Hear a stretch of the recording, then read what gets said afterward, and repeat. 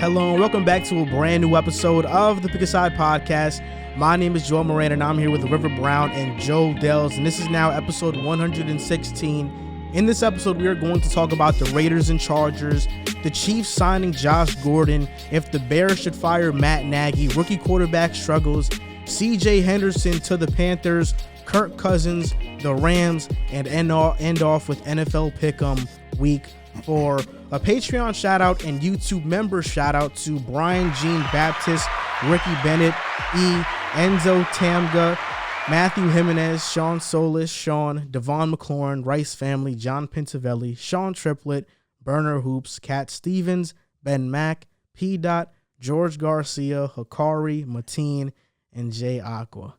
Man, that list is growing. Yo, when the list is like 50 people, are you going to read out?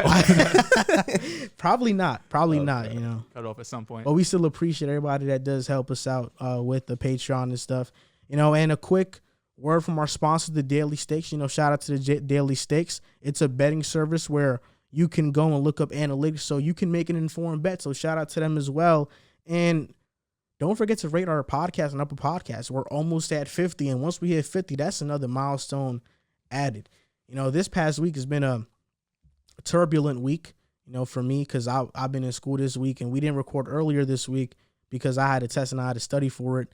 But also on TikTok, you know, one of our videos did insane numbers. OG stitched it or duetted it and it has like 900,000 views. And, you know, the comment I see the most is, have you guys ever played basketball? I bet you never played basketball in your life. And I have, honestly. You know, obviously I wasn't a college player like NBA, obviously, no. But played high school, so that counts. And Riv played basketball, too. Riv is probably better than me right now, though. He's better than me, though? Huh? You better than me? I would dunk on you. Nah, bro. you're bugging. And Andrew's not a basketball player, but he was a really good baseball player. He's nice at ball, though. He's an athlete, yeah. I never seen him play basketball, but athlete. Yeah, I never watched Drew play basketball, but I don't doubt that he's good at basketball. And Jack played for his high school team. John Carlos is good at basketball too. So all of our hosts have had that athletic gene. So don't disrespect our co-hosts like that, our Pick a Side co-host. That is ridiculous. And I didn't even introduce Joel yet. So Joel, he used to work for PFF. So that's why we had him on this episode, because we're going to talk football. Yeah, I worked there last year. How did that go? It was all right. I mean, it was good to, you know, get into it. That's my first job after I graduated. You can tell the truth on this podcast. This podcast is a podcast for truth and to tell our audience what really goes on. It was cool to work for PFF. That's it. Mm-hmm. The actual job doing it was a bunch of like film work. I was just telling Joel before you got here, like some of the games would take like 7-8 hours to get through. One game. Just one? Like there was probably like 15 things I had to do at once before I could move on. You have to do play by play. There's like 140, 50 plays in a game sometimes. So that would take like 7-8 hours, just tedious work. Sounds like PFF is running a sweatshop over there. Nah, but it's good to have my resume. Yeah, it is. That's a big time. That's a big time thing. Nah, because you got to go through so much. Because 22 players on the field, each play. Oh, what did this guy do on this? So I can imagine it's a ton of stuff. Yeah, I wouldn't do it. They couldn't pay me enough. You also get free access to all of their data and stats, though. That was the biggest thing for me. It's not even worth it for me. Nah, that was worth it for me. It's $400 a year. Yeah, I'm not paying for that. I just got you. Get it for free. I don't even have PFF. I just be like, Joel, just tell me about this guy. He run it down for me, and then I'm like, so cool. Yeah, if anybody that's listening that was thinking about working at PFF, you have Joel's review, and maybe you might do it, maybe you might not. It's really up to you. Sounds like you need like an excessive amount of time in your life for that. Yeah. It's a lot of like if you have the time to do job, it, basically. But it's hard to stand out because the role I was doing, there was hundreds of people doing it. So to stand out, you really have to be top of your game. Because if you're the 50th best person, who really cares? You know what I mean? It makes a lot of sense. And football is difficult to even kind of study and know what everybody's doing at a given play. I could imagine, Shout out to PFF, though. They're a good service. They do greats for the offensive line. But that's why we had Joel on a podcast today, because it's going to be football. Saturday, we have a basketball episode. We are still recording 2 times this week, just in later days. And Drew is going to be here next week.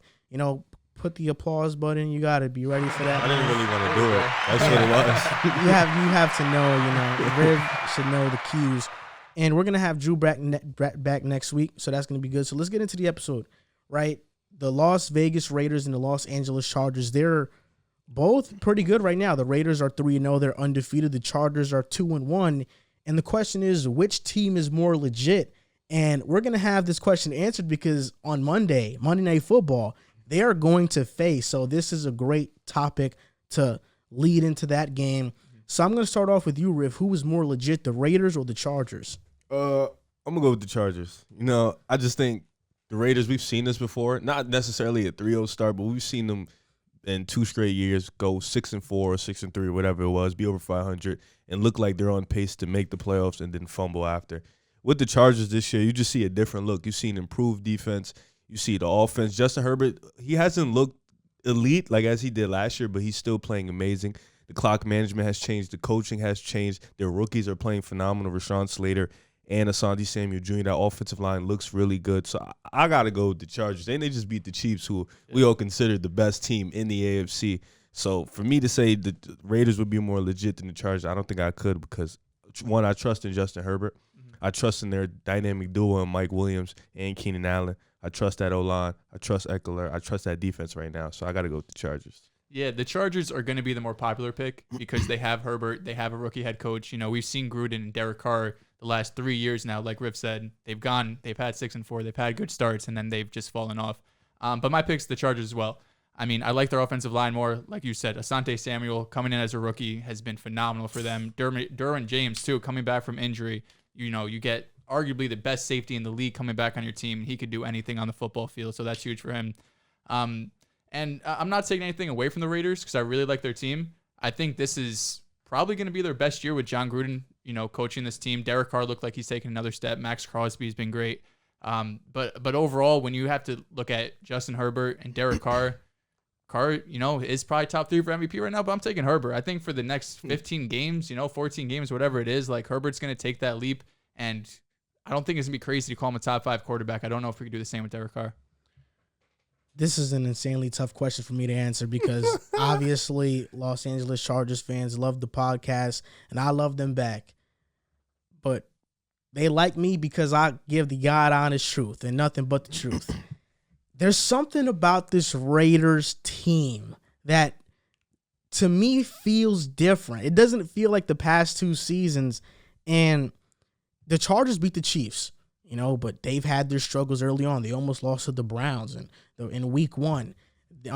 They've also beaten the Steelers as well, So, the Washington football team they beat, I forgot. And they lost to Dallas. So I think those 2 wins were some good wins. But the Raiders have beaten the Ravens, the Dolphins, and the Steelers. All, I would say, 3 very good wins. The Dolphins were 1 game away from making the playoffs, and the Steelers and the Ravens did make the playoffs last season. You talk about Justin Herbert and trusting him and thinking he's more talented. I completely agree. But Derek Carr is no slouch. Derek Carr, Justin Herbert, it's not a gap. And on any given day, on any given Sunday, Derek Carr can outplay him. I trust both of those quarterbacks, and I'm a huge Derek Carr supporter. I love him to death. And when the Raiders first hired John Gruden, looking at the Raiders roster at the time, I said this is going to be a 2-3 year process. And now we're on year 3, which means that this is the year that I think they're probably really going to break out. Before the season started, I did not see this start because they did start off facing the Ravens, Dolphins, and Steelers. Nobody thinks they're going 3-0, but they haven't done this since 2001, I believe, when they made it to the Super Bowl. That's how long it's been for the Raiders. They made it to the Super Bowl the last time they started 3-0, 2-0 or better.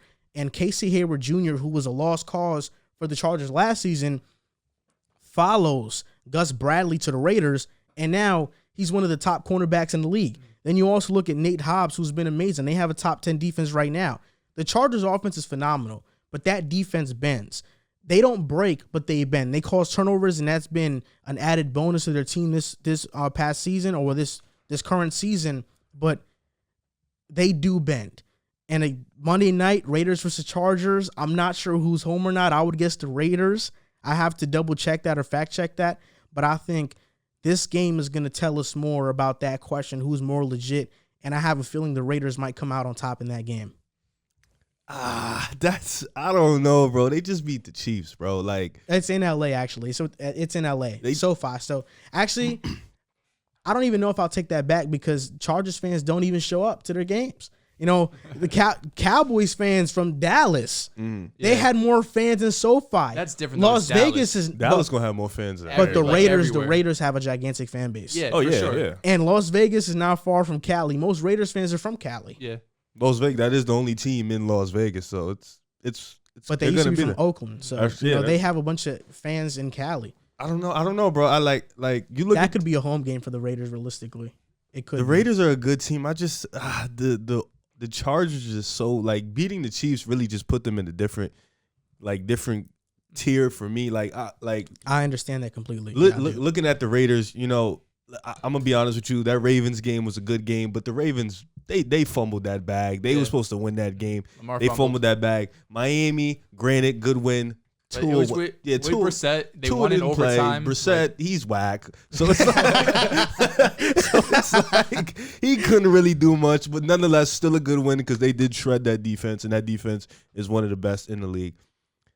I don't know, man. It's gonna be this week. Monday is really gonna be the game changer for me. The Raiders got to go out there and beat them because the Chargers, like you said, Washington football team, that's a legit win. That defense is nasty. Is it though? Because their defense has been pretty bad this current season. I would put it on so far. I would put it on the same pedestal as a Dolphins win with their quarterback. Honestly, neither of those defenses look great, Dolphins or Washington. You're right. Yeah. So, but even then, they still got those players that can make. And that was the first week of the season, so they still got those players that can make some game change. Dallas, that's a tough loss, but Dallas looks great right now, and that defense looks amazing right now. So, do they look great? They just beat Philly. I like Philly. I'm a they Jalen looked Hurts great against fan. Tampa. Don't do that to They them. did. Let's pay the They look homage. great. And the Chargers too. Yeah, they look great, but they had 2 less turnovers that They should have did. been turnovers, and they destroyed us. So it was. You guys were in the game, but Jalen Hurts. I don't. I love Jalen Hurts. Yeah, look, this guy. Jalen Hurts is like that. It was a bad game, about. but he's like that. One thing about the Raiders, though, He's like what? he's nice. He's like that. Like Jalen Hurts can ball for sure. There's no way you could watch him play and be like, nah, he can't play I quarterback. watched him play. He had a bad game against Undoubtedly, Dallas, I watched for him sure. play. He's all right. But one thing about Vegas is their wide receiver room looks like it's drastically improved. Now they have the same guys from last year, Ruggs and Bryan Edwards, but they're both look That's what they expected. Significantly better, especially if Henry Ruggs could really turn into like a top 20, 25 receiver in this league. I think Bryan Edwards is great, and obviously Darren Waller, one or two best tight end in the league. I think George Kittle this year being asked to block He's a lot two. more. Kelsey is 1. Yeah, I said 2 or 3. Oh, sorry, did I say 1 or 2? I think I said I would 1. put Darren Waller 2. I Yeah, think he's facts. better I'll than put Kittle. 2.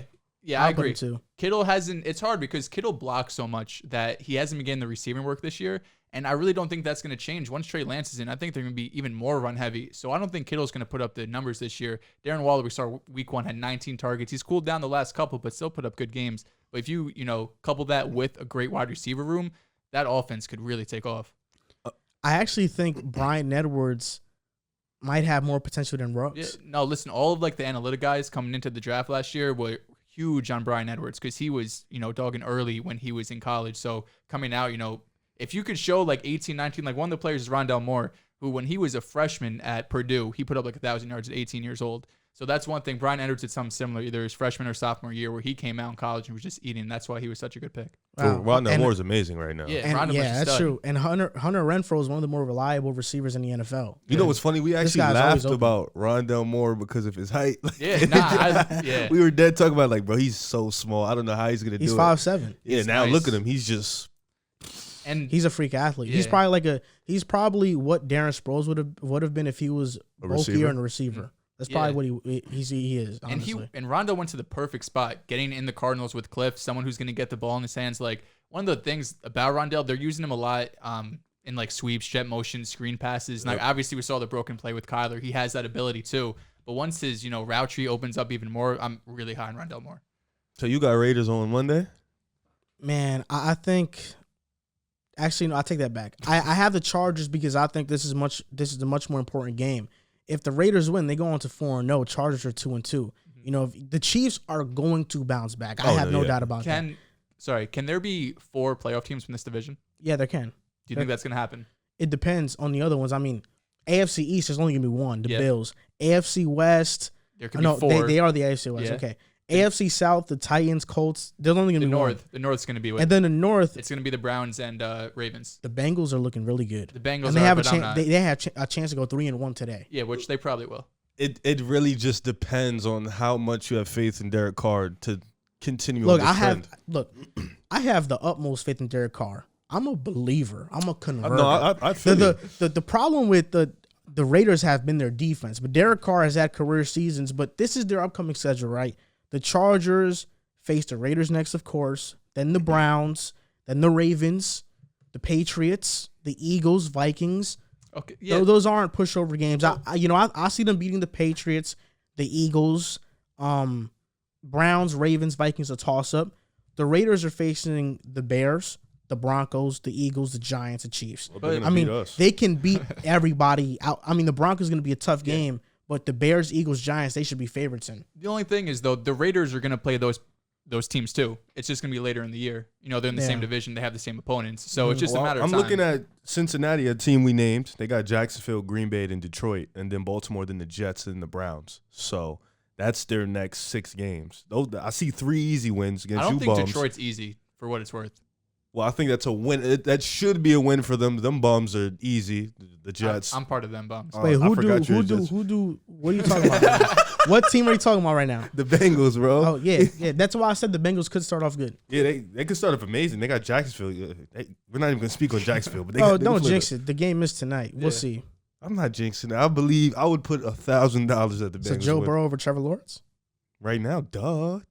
Yeah, Joe Burrow, Jamar Chase, Tyler Boyd, T. Higgins, Joe Mixon. Yeah, that offense is nasty. Listen, Jaguars got an offense too, but they're probably just by not being used right. Yeah. But we'll get the answers to this question, or we'll have at least more information on it after Monday when the Chargers face the Raiders. I think that's going to be a game of the week. Game. Yeah, that's going to be a great game. This week of NFL football is crazy. It's not going to be game of the week. Arizona and the Rams are going to be game of the week. Yeah, that's going to be great. Obviously, you got Tampa Bay, New England.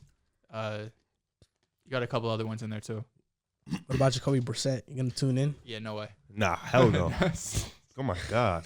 I'm excited for Jaguars Bengals, even though that sounds crazy, but you got I'm excited Trevor about Lawrence, Burrow, Higgins out, but Boyd, Jamar Chase, LaVisca Chenault, J-Rod. You have a lot of great players on both teams. Yeah, I just think it's a Trevor Lawrence Joe Burrow matchup, honestly. Yeah. I think, and honestly, I love watching Joe Burrow play whenever he plays quarterback. Mm-hmm. I feel like all the criticism on him this past offseason was just annoying, man. Yeah. People give up on young quarterbacks way too early, and we're going to talk about young quarterbacks later on in the show, but right now we're going to talk about the Kansas City Chiefs staying in the AFC West division. The Chiefs just signed Josh Gordon. Now, when the news broke, everybody was excited. He just got reinstated again in the NFL, and now he's on the Kansas City Chiefs. The Chiefs have struggled with wide receiver depth. They have Tyreek Hill, of course. He is an amazing elite receiver, but then outside of him, it's a bunch of up and down guys. Demarcus Robinson, Brian Pringle, Mecole Hardman has not turned into what anybody thought he could be so far. People fell in love with his speed way too early. But what do you think Josh Gordon brings to the Chiefs? What do you think this does for them? Well, Tyreek Evans hasn't looked the same. Tyreek Hill? Oh, my God. I said Tyreek Hill hasn't looked the same the past 2 weeks. Against Baltimore, he wasn't great. And then against the Chargers, he got locked. It's simple as that. Obviously, the wide receiving group needs more depth. I think Sammy Watkins brought that last year, that second guy, that guy who can, take it over the top also. But he brings that energy for them so where you can't double-team Tyreek Hill all the time. And then they had Kelsey. Like you said, Mecole Hardman hasn't really stepped up into that role. With Flash, and I love Flash. That was one of my favorite players coming in. If he stays on the field and he actually plays, I think he can really bring that Sammy Watkins type vibe to the team because when he does play, we've seen that he's still really, really good. But he has to, I don't know. They need to make it a rule or something. He's been reinstated about 5 or 6 times. And it's like, bro, it got to be football that keeps making him do the drugs because I don't understand what's going on. But he just continues to go leave, then come back. But if he stays, I think it would be huge for them because, like Patrick Mahomes said, he's been watching him. He loves him. But he's a really good player. He needs to just lay off the drugs and just stay and play, and then, they'll be good. Yeah, I think Josh Gordon's going to be a great depth piece for them. I mean, he hasn't played since 2019, and in that 2019 season, he wasn't great. He has 11 games, 27 catches, 420 yards, and a touchdown. That was with, Tom Brady and Russell Wilson. So Patrick Mahomes, just as good as both of those guys, but I can't believe that 2 years removed from the NFL, you're going to come in and dominate. I think McCole Hardman's still going to play over him. He's going to be mixed in there with Byron Pringle and Demarcus Robinson as their wide receiver too. I don't know if you saw Andy Reid said he's probably never going to play this week. It's going to take him some weeks to. I mean, he's got to practice. He's got to learn the playbook. He's got to get used to getting hit again. You know, like all these things that. Oh, he's been getting hit. He's been getting hit. Oh my god. Believe that. I thought NFL made weed like fine. You could play. I don't think it's weed, bro. They have said it. From what I've read, from what I've seen, I think it is just that. You mean to tell me? But it must have been something getting kicked else. out because of weed? Because he checked himself. That's how the rules are now. He checked himself into rehab in 2019. Like it wasn't someone else. Like he's like, I got a problem. I don't know if it was just for weed. It could have been something else. But regardless, hope he's okay. Hope he feels better. Of course. Like Josh Gordon, when on the Browns, he had one of the crazy seasons of all time. But it's good for the offense as a whole. I think for Kansas City, one of the things with Tyreek Hill that.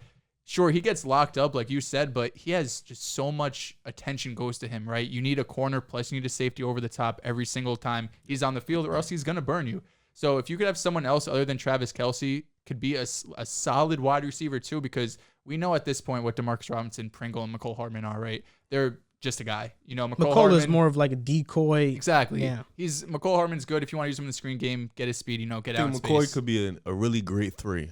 McCole? Yeah. Word. Like if you get a really solid 2, he can be a great 3, a guy who just sneaks up on you, then boom, TD. Something like that, you know? Yeah. You should give Andy Reid that play. Nah, he's better than me. I don't want to mess up Andy Reid's vibe right now. But, Flash, man. What did you Flash? You mentioned that season and yeah. Oh, he's an Aries. People don't talk about this enough, but Josh Gordon did that at 22 years old in 2013, his second year in the NFL. Had 1,646 yards, 9 touchdowns, all pro. Looked like the next comer like Randy Moss. That was or 14 something. games. And, who was playing quarterback for the Browns? Don't matter. Yeah, like it was. That was in 14 games, bro. I couldn't even tell you. It was someone bad for sure. But that Brady was Quinn, maybe. Yeah, but that was 8 years ago. Yeah, 8 years ago that happened. It feels like it just happened a couple years ago. And then he was suspended in 2015 and 2016. He missed both those seasons. He was reinstated. He got traded to New England, and you mentioned, the first season he was there, 720 receiving yards in 2018, then played 6 games with the Patriots, has 287 yards, gets traded to Seattle in 5 games, under 200. So with Wilson, with Brady, he wasn't able to produce. I think it's unfair to expect anything but a complimentary role for him because he so early on flashed in our minds of what he could have been. Some people still think he probably has that, but he doesn't. It's been 8 years. I hate to count a guy out, but it's time where you admit he probably hasn't been that same guy for years now.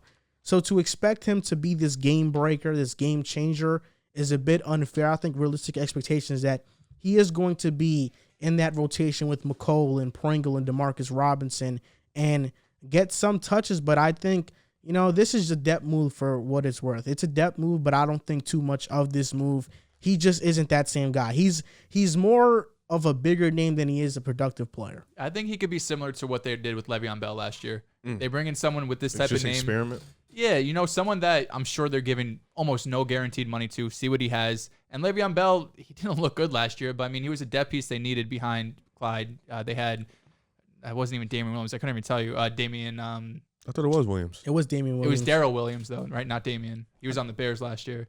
But regardless, right? He was? Yeah. Oh, I didn't know. Oh, no, he opted out last year. Darrell Williams was the backup to Okay. Clyde. But Le'Veon Bell, we thought was an upgrade. And I think Josh Gordon probably is an upgrade from Pringle and Demarcus Robinson. But from McCole Hardman, probably not. I mean, at this point, you got to just try anything. You look at the last 2 weeks, and it hasn't been looking good for that wide receiving core. So you got to just, at this point, look in the free agency, see what you can get. I thought John Brown was still in the league, though, like somebody who they could have picked up. He got released by the Raiders, so Yeah, he's a free agent. I thought that was somebody they could have maybe utilizing that system, a John Brown type of player. But, John Brown is probably better than Josh Gordon right now, too. Yeah, he definitely is. I thought they could have probably grabbed him up. But, Josh Gordon, I know we're all praying that he stays in the league and he can produce, because I think he was a great story when he was 22, 21 years old. And I hope like he can come in and still do some numbers, play good, or just be able to stay in the league, because we don't want guys to really just be out here doing stuff like that. Like we wanted AB back in the league and we want him back in the league. So John Brown's still a free agent, so anyone could have picked him up. See? The Chiefs Jets could've? should pick him up. That's a Madden thing. I knew that. It's a Madden. Doing mad thing. Yeah, man. Madden, he's in free agency. I pick him up every week. It's tough. Yeah, so the Chiefs right now are 1-2, so we're going to see if they start to switch that around and see when Josh Gordon does eventually play, because he still has to learn the playbook. A coach that looks like he has a playbook that is awful is Matt Nagy. He had one of the Look worst. at that transition. He had one of the worst offensive games in NFL history. They had 47 total yards of offense, which is up there for the worst offensive performance in history. Fields didn't play good, 6 for 20, 68 yards. And the common criticism is that there was no game plan around Justin Fields. They didn't try to use his mobility whatsoever. And this is weird because last year, Bill Lazor was calling plays in the second half of the season, and he had a lot of success with Mitch Trubisky. But for some reason, he's not calling plays this upcoming season. And I watched Matt Nagy's recent press conference, and it's him saying a whole lot of nothing. Yeah. Him talking for 30 minutes without answering a damn question. They asked him in the press conference, why isn't Bill Lazor calling plays? And Matt Nagy, all he said was, we've had tough and honest conversations, and I like having honest and tough conversations. I think I can handle that, and it's something we're going to keep internal. And, Whatever that means. yeah, whatever. Then they asked him about Justin Fields. They said, hey, do you think that benching Justin Fields and starting Dalton or Foles over him so fast after a rough performance is bad for his long-term development because you're making him sit on this bad performance? And Matt Nagy was like, oh, yeah, we're just going to have a week of practice and I'll do it, whatever. He's just giving coach speak. Yeah. And for me, this is a guy who takes no accountability. This is a guy that his offense has been horrible. I've been on this podcast numerous of occasions and have bashed Matt Nagy because he doesn't sit right with me. I think he's one of the worst offensive play callers in the NFL.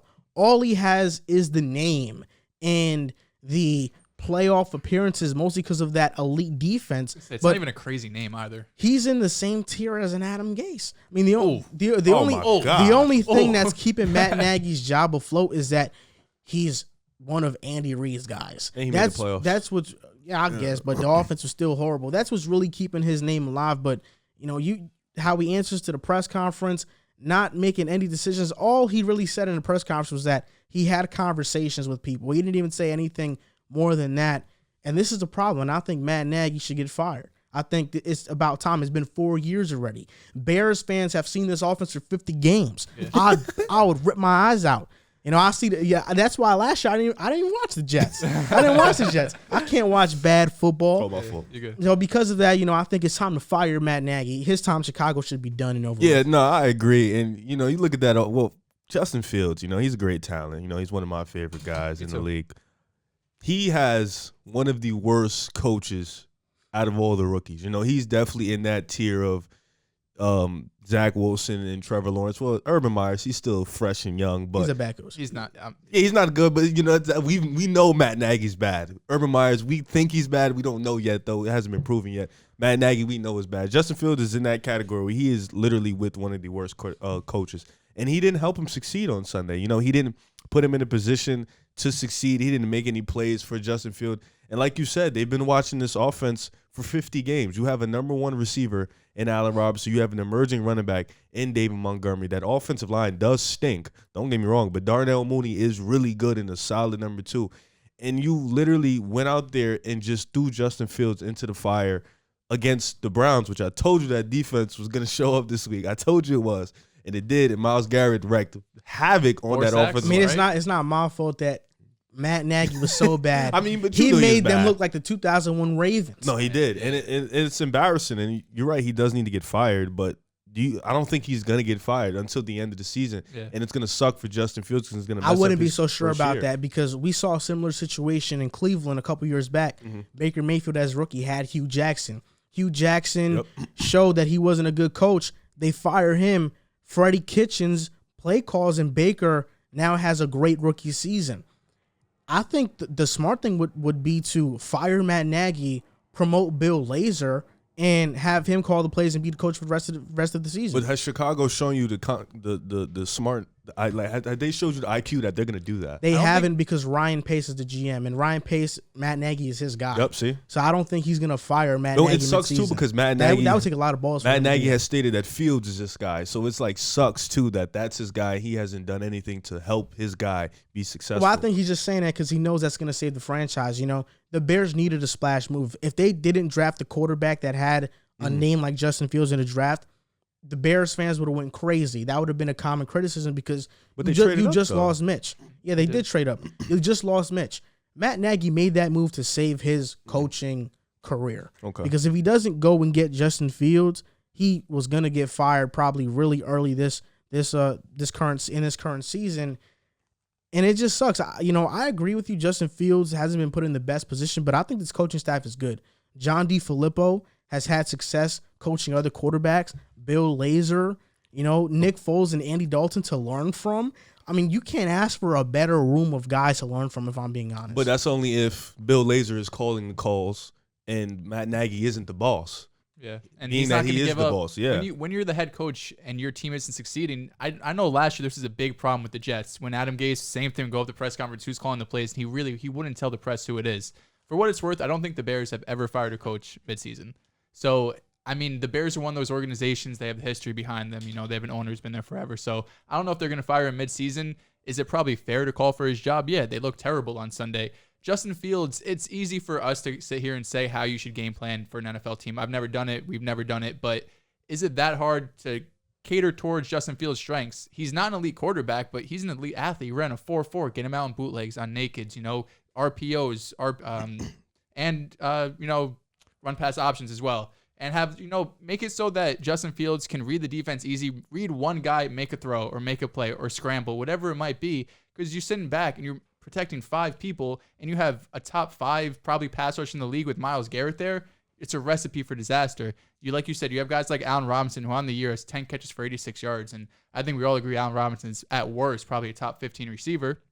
They have the weapons there. That was top 12, in my opinion. You think Mike Williams probably passes him this year? Oh, my God. That's because of A-Rob's done it year after year. That's because who's he playing All that with. matters about what you've done for me lately in the NFL. We know it's been 3 weeks. I'm not ready to put Mike Williams over A-Rob. That's you gotta crazy. stop. Who's more talented? Who's better? A-Rob. Who's better? Mike Williams was a top 10 pick, bro. And didn't do anything until just 3 weeks. I was going to say, A-Rob Antonio has Brown been was a doing 6th-round pick, and he's one of the best receivers A-Rob ever. has been this. Like, Don't do that. I'm just saying, bro. Mike Williams fantasy, he's gonna do more for your fantasy team than A-Rob. Because A-Rob's playing with a bunch of dickheads. Like he's playing with Andy Dalton. Mooney could play, but he's not Keenan Allen by any means. I mean, yeah. Andy Dalton and Justin Fields aren't Justin Herbert. It's like that offensive line stinks. They have Jason Peters. I'm telling you, he's garbage. No, he's now. bad. Like, he's bad. not he good. is bad. Well, he did go up against Myles Garrett, though. Yeah, no but good against him. he's been bad since like he's old and he's done up. Okay, so with Justin Fields, sorry, go ahead. We think Matt Nagy getting fired is probably inevitable. What would you think about Joe Brady replacing him? Yeah, I'm in. I wanted the Jets brought in Joe Brady to interview him. I think any young coach who has an offensive mind who's going to cater towards the strength of the quarterback is what you're going to do. And Joe Brady has shown, he's incredibly young. What is he, 31, 32 years old? He was in there with Joe Burrow at the LSU. Crazy offense, record setting. Comes to the Bengals. Joe Burrow looked really good his rookie year until he got hurt. And then this year he's looked solid so far. We'll see it again against the Jaguars tonight. I think he'll have a great game. Joe Brady's going to I'm bugging. He's on the Panthers. I don't know why I said the Bengals. But Joe Brady with Sam Darnold this year, he looks phenomenal. I mean, last year with Teddy Bridgewater, it wasn't great. Even with weapons around him, the receiving weapons did good at least. But I think Joe Brady's going to be a hot candidate, and that's definitely someone to interview. My only problem is I like Joe Brady. I think, the Panthers have kind of like a similar offense to the Bears in terms of their weapons, aside from obviously the gap in running back. But A-Rob, DJ Moore, Mooney, Robbie Anderson, same type of guys. I just think Robinson, I don't think he's coming back. Yeah, he's on the franchise tag. Yeah, I don't think he'll be back for next year. So now you're going to lose your number one. You're bringing in a new OC, but he is young, and young coaches tend to gravitate more with the young quarterback. So I think that chemistry would be good. But at the same time, it's really, you just got to build that offensive line, bro. That line is really garbage, bro. The offense goes how the offensive line goes. If you don't have a line, it doesn't matter who your quarterback is. We saw with Mahomes in the Super Bowl. If your offensive line stinks, your offense isn't going to be good. I mean, I think Matt Nagy should definitely get fired, but for me, it's really about, is Joe Brady a great candidate to replace him? He has a great resume. I'm not denying that, But the Panthers' red zone offense isn't very good. Last year with Teddy Bridgewater, it wasn't very good. And because we saw the Sean McVays of the world do what he did with the Rams, we think that any young coach can probably do something similar. But I think Sean McVay was one of a kind. Yeah, he's an anomaly. For me to say Joe Brady can have that successor, can make the Bears that much better, I don't know. Right now, I think it's too soon. We have to, some guys crumble under leadership. And I think it's too soon. But in terms of an offensive scheme and what Joe Brady can scheme up, you mentioned Joe Burrow wasn't even a first-round, third-round prospect heading into his last season in LSU with Joe Brady, number 1 overall pick. Then Sam Darnold goes from the Jets to Carolina, and now Sam is having a career season. So Joe Brady has had that success, and from a resume standpoint, he would be really great for Justin Fields in Chicago. I know Joe Brady's going to be a very hot. I mean, the Bengals have looked good this season, but we've heard for, probably since Burrow got drafted that, Joe Brady should go and coach the Bengals, reunite with him. And I feel like if he has a choice between the Bears and Bengals, he could reunite with Burrow. He's probably going to lean that way, but Brady's going to be a good candidate. Definitely, because Burrow's better than Fields. Let's be honest. Yeah. Right but now, who's more talented, though? Fields has one game under his What belt. makes Fields more talented? Because he can run faster? And I didn't say that. You just said as good that. of an arm as No, Burrow. I'm asking you. I'm just asking you. When you can do it on both ends, I think that does. And Fields doesn't have a torn ACL. I guess Carson Palmer tore his ACL. Tough. It was a great. I mean, obviously, isn't that what makes K1 so dangerous? Yeah. Because he can do it. Fields isn't I'm K1. not saying that. I'm just saying that what makes him so dangerous that he could do it on his feet. Fields is going to chase down in that Bears game. He was trying to run. He couldn't. Out of it. I mean, Myles Garrett's a freak, though. Yeah, he is. He's a dangerous man, bro. Myles Garrett is crazy. Logan Paul Jake Paul wants to fight him. He would destroy Jake Paul. Yeah. Oh, easy. I think Jake Paul could fight. Myles Garrett is like 6'5", like 270, bro. Nah, it's Jake not Paul, close. Bro, he's a grown man. He'll knock you out, though. Me? Jake Paul. Knock me out? Yeah. In a boxing ring? He probably will. I don't do that boxing shit, bro. Tell him see me in the streets. He won't knock me out. What's the difference between a boxing fight and a street fight, though? Like, just being out, just being boxing is with gloves, and on top of that, it's like There's more rules. technique. I and guess, there's but the rules. technique is still similar in the streets. But I can hit him with a brick in the streets. I can't hit him with a brick in the boxing ring. You know what I'm saying? Like, it's technique, it's rules. Somebody stopping us. I don't have to stop. I can just literally beat him until I feel like stopping. In boxing, you're gonna stop me. The ref's gonna. But what's stopping him from not stopping on you? My goons. Like, I'm gonna have an entourage. 4 different variables in this fight. Yeah. Justin Fields was one of the many rookie quarterbacks that struggled in week 3. I mean, Fields so far in the season, 138 yards, 1 interception, completing 40% of his passes.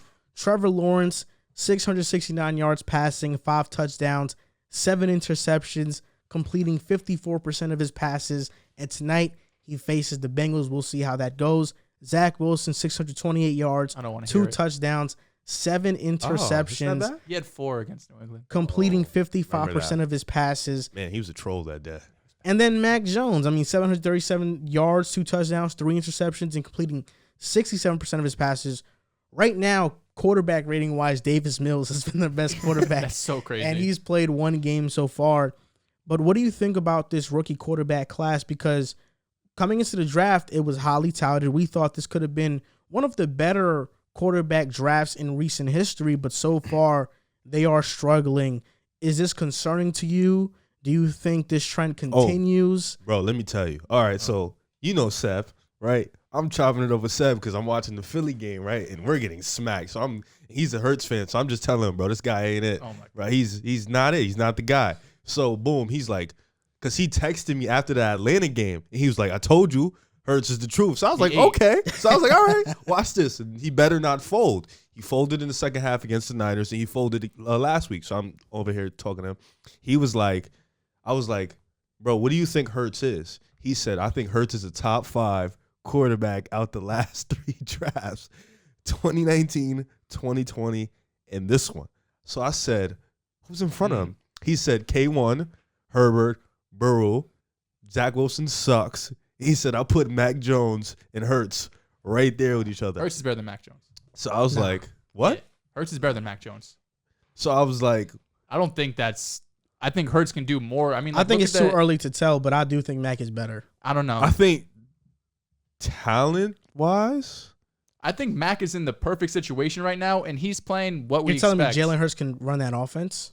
Which, New England? In New England? Well, they'd have a different offense if Jalen Hurts was the You quarterback. think so? Yeah, I mean, they didn't Cam adjust Newton, it to Cam Newton. Yeah, but he still had, 10 rushing touchdowns that 1 year? And they cut him. I know, but that's different. Jalen Hurts is better than Cam. They're think so? the same. Right now, they're realistically yes. the same Oh my type of God. guy. Nah, No, you're crazy, I bro. mean, like the same type of play style. They are. Let's be realistic. I know it hurts. I don't know with Cam on the Eagles, would they win? Would they put up a better fight against Dallas? I'm not Hell sure. no. It wasn't just Hurts though. But finish your story. No, that was the story. That was the story. Okay. Yeah. I mean, So I wanted to get your Hurts view still on put it. up 320 yards and 2 touchdowns against Dallas. Some of it was garbage time, sure. Some but of it. Good amount. Now I wanted to get y'all take on it because he said he thought Hurts was top 5 in terms of the last 3 draft class: 2019, 2020, 2021 out of all the QBs. I'm not sure if Jalen Hurts is better than Daniel Jones. I Daniel said that, Jones but is he's- not a bad. Daniel he's Jones not- has looked good this year. But he's not a Daniel Jones fan. Okay, whatever. Yeah. Tomato. I mean, this past draft from Trevor Lawrence, he didn't even mention Trevor Lawrence. There's going to be 3 quarterbacks from this draft that are going to be better than Jalen I Hurts. think people are looking at the QBs this draft and are just looking at the numbers and are saying they're playing bad, but they're not looking at the situations or actually watching the game. Zach Wilson, for example, his situation is pretty bad. That offensive line still sucks. His receivers can't really get separation. It really kind of reminds me of last year in Philly. It's actually pretty funny. not only that, but the Jets, Joe Douglas put together a team where you have a rookie head coach, a rookie play caller, and a rookie quarterback, and you didn't sign any veteran backup. It's fresh. I mean, our backup has never played an NFL snap in a regular season before. What can he tell to Zach Wilson that's going to make him learn something? Yep. To be fair, losing Greg Knapp was probably huge. That was probably the guy they were relying on, to be the veteran voice in that locker room. In terms of these rookie quarterbacks, I'm not worried about them specifically, but their situations I'm definitely worried about. I'm a Jets fan. I think Zach Wilson's going to be great, but I can't look at the last 10 years. We're tired of and be hearing that.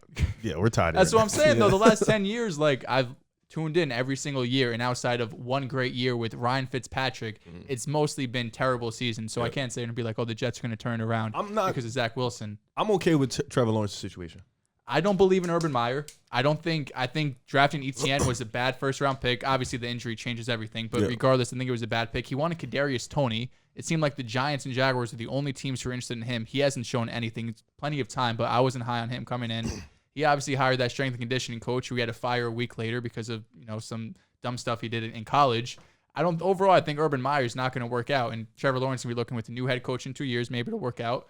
Mac Jones is in a great spot. Best head coach of all time. Amazing offensive line, number 1, number 2 in the league. Their weapons aren't great, but like I said, if you have a good offensive line, the rest will figure itself out. Kendrick Bourne, Aguilar, Jacoby Myers, Jonnu Smith, they're decent enough that if you have a good line and you're mostly a rushing team, which they are with Damian Harris, then the rest will come. I mean, I think these rookie quarterbacks have been put in a bad position. You look at Zach Wilson. You mentioned it. Bad offensive line. Receivers can't get separation. Rookie head coach. That's not even an offensive head coach. Rookie offensive play caller. And, you can't tell a guy to be successful in that situation. And also no veteran backup. You look at Mac Jones. All these rookie quarterbacks have one big glaring issue in terms of the teams they're on. Their tackles are not good. Zach Wilson's tackles are not good. Losing Mekhi was big. Mac Jones' tackle. They're starting Justin Herron, who's a 6th-round pick last year. He's not good. Justin Fields, we know that offensive line in Chicago is bad. Trevor Lawrence, who are you starting? Cam Robinson and Jawan Taylor. Those aren't any big-time names. So that's why when I look at this rookie crop of quarterbacks, Trey Lance is in the best situation. I think that's not even up for debate. Justin Fields has a Matt Nagy problem. Zach Wilson has an everything problem. Jets problem. And I think Trevor Lawrence, to this point, has a Urban Meyer, Darrell Bevel problem. Because I think the weapons in Jacksonville are okay. They're not you have to. They're solid. You have to account for Marvin Jones and DJ Chark. Those are pretty good. Yeah, Laviska Shenault. Justin Robinson. Those are good receivers too. James Robinson, pardon me. So I think Trevor Lawrence is in an okay situation, but coaching is really messing him up. But to me, that's the big glaring issue when I see Fields, Wilson, and Trevor Lawrence, I see bad coaching and bad supporting cast around them. That's usually what happens when you have a rookie quarterback, because you're picking at the top of the draft and bad teams Got pick it. And there. I wouldn't be so quick to say Mac Jones has this perfect situation because I wouldn't say perfect, but it's all right. This Their O-line I has get to what be you're great. saying, but also No. listen to this. When Tom Brady, his last year with the Patriots, he was annoyed with the amount of weapons that he didn't have. And Julian Edelman was there at the time. James White was there at the time. Mac Jones is coming into a similar situation. You don't think that can change though? I think it can change, but based off of Bill Belichick's stubbornness, are we expecting it to change? I mean, you saw his last free agent. You saw like his last time in free agency. He went out and he spent big. I mean, for he the first spent he time. spent big on Kendrick Bourne and Nelson Aguilar. Nothing crazy. Yeah, but Jonnu and it's Henry just- are but it's- solid. Julian Edelman 2 years ago was better than all those no, guys. agreed. But it's what you want to see. You want to see him go out there and make the spending. And although I it wasn't think on people, the it was spending, still. and then he spent on Hunter Henry and Yeah. Jonnu Smith. I think those were good, but They're better than the receivers they signed. yeah, Hunter Henry has not been. He's just been hurt. He's been hurt, but even when he's played, he hasn't shown it, much. And Jonnu Smith, he literally didn't catch a ball that led to an interception. So Jonnu Smith has been up and down, and that's probably why Tennessee got rid of him. But I think Bill Belichick's expertise is that defense. But in terms of offense and trying to surround Mac Jones around the best situation, he hasn't done a good job. Brady, when he left, we all said his situation was horrible. Now, Mac Jones, he's in a similar position. But we're not gonna act like Brady has. I mean, Belichick has never done that in Brady's career. He's had a Randy Moss, he's had a Gronkowski, he's had an Aaron Hernandez. Like he's done it before. Hernandez and Gronk were draft picks, and Moss was for Yeah, what, so a like, year They're and a half, hoping too? Hunter Henry and Jonnu can be And there's no half way that's of what gonna be. Gronk Yeah, and no. Aaron Hernandez But were. we've seen it before. Like it's still early. But they also tried, Belichick also this past draft tried to he picked up replicate AB. that. He did try to try the AB did. More situation. for Brady though. Yeah, That's Brady Brady true, was but wanted pushing. him. he pushed it. Brady did push it, but he did. That was the first time we saw Belichick. He give dropped in. the stubbornness. He Yeah. did go get AB. Like, so God Aaron forbid. Hernandez and Gronk were in the same draft. Yep. In 2020, that was a good Belichick draft. tried to do the same thing. And they both are terrible. He drafted Dalton Keene and Devin Asiasi, and They're they've not gonna both be in the league in a they've couple been years. horrible. Yeah. Exactly. Oh, they'll be in the league, all right. Right on them Patriots. Right on them Patriots. One thing I would say, we've been blessed with great rookie quarterback play the last few years. You see Kyler Murray, Joe Burrow was great. Lamar, the last Herbert. month of his season, Herbert was phenomenal. So it's easy to compare these guys who maybe they weren't in the best situations, but maybe they're just more talented than these guys were. I think there's no debate that Kyler, Trevor Lawrence was, now in this If Kyler was in generational that talent, Josh Rosen but situation with Steve Wilkes, he would have had an awful rookie season. But I I think he think would have made stuff happen just because he can move. Josh I Rosen couldn't. think the difference is what are they showing us in the glimpses? Yeah. What are they showing us in the glimpses? Zach Wilson, even though he's played like shit, we've seen the glimpses. Yes. He's shown Every us game we've yo, seen he's some shown us throws. something like, all right, he got it. We just got to put something around him. Fields, we haven't seen it yet. Trevor Lawrence, we've seen it though. Like, all right, this guy. I mentioned this on Twitter too, that having this COVID happen and no training camp might have helped these rookie quarterbacks because the defenses didn't get to attend training camp either. They weren't getting prepared. So now you're going and you're facing a rookie quarterback who you only have college film on and you haven't prepared for and had a game plan for because of the limited practices and not being able to meet in person. Now these teams are locked in. Like this is a normal year. Yep. And you see that defenses are making it tough for these rookies. I mean, Ryan Tannehill, Kirk Cousins, Carson Wentz, Jared Goff, Sam Darnold, Josh Allen, Matthew Stafford, Matt Ryan were all not good in their rookie season. Wentz's rookie season was unbearable. Yeah, they were not good in their rookie season. So this is how quarterbacks look like. And you look at Tannehill, Cousins, Stafford, Josh Allen, Matt Ryan. They are all at one point, if not right now, great quarterbacks. Matt Ryan at one point was a great quarterback. They were all great. So, I don't think Patience. I'm looking too much into course. these rookie quarterback struggles. After like 2-3 seasons, I'll really put out the jury on them. What's But, the rule on the QB thing? How long is it before we realize who I they mean, are? for me, obviously, like 2 years for me, I think. For me, it's 4 years. 4? I Four? give quarterbacks 4 years. Yeah, I say It rookie depends. deal. That's which is 4+1. Yeah, I give You're quarterbacks 4 years because Daniel Jones, for example, rookie year, he had a pretty solid rookie season, even though the fumbling was an issue. Second year with Jason Garrett, he looks like one of the worst quarterbacks. But now, so far, he looks That's pretty fair. good. 2 is premature. I would 3 to 4 is. And we're Definitely still fair. waiting on Trey Lance, guys like Jordan Love to still even step foot and show Yeah, Jordan us Love's not going to play until Yeah. maybe next year. So we're Yeah. still waiting Yeah, on those okay. guys. I think Trey Lance probably might pop though, like come out and just They're going to have the offense built for him, which is what these guys need, what Fields needs. And, all these quarterbacks, it's a matter of can you get the coach right? If you don't get the coach right, I think Fields' offense is solid outside of the O-line. Weapons, but the outside play of the calling O-line. is that too. questionable, That's why, I feel like right now it's just too early to judge these rookies. Maybe at the end of the season we can give a little laugh about it, a better take about it. But I think Zach Wilson this upcoming weekend is going to have a big game against Tennessee. Yeah, I mean the Jets have played probably 3 of the top 5 defenses in the league. Who'd you guys play? Panthers, Patriots, and Broncos. Yeah, those literally could easily be top 5 defenses at the end of the season. Panthers are top 5 right now. Next 2 Panthers games might be number 1 or 2. Denver's top 5 right now. Next 2 games are Tennessee and Atlanta. Those are 2 defenses. Okay, now we can see Zach Wilson. Can we figure out the play calling? Because neither of those teams, defensively at least, are that great. And even offensively, Atlanta's look terrible. You know what's sad, too? Your defense has been really good this year, too. Solid. So it would be great if y'all had the offense at least complement the defense. I tweeted this at 2 months ago. I want the Jets to look like the 2019 Dolphins. The 2019 Dolphins tank for Tua. They started off 0-7, and the first win was against the Jets, where that was terrible. But after that, we saw the second half of the year they were competitive in each game. We saw Brian Flores really take control of the team and show he's a leader, he's the right coach there. That's all I want to see from the Jets. I don't care if they win 2 games. Show me that you're competitive. Wilson can play, and Saleh's the guy. I'm going to the Titans game. It's gonna be a good game. I'm gonna laugh at you because you're gonna watch your team get destroyed. We're not getting destroyed. All right. We're like a 10-point There's underdog. nothing that can be worse than seeing Zach throw 4 interceptions. I went to that game. I was there. Yeah. I had great You don't have season. any cornerbacks.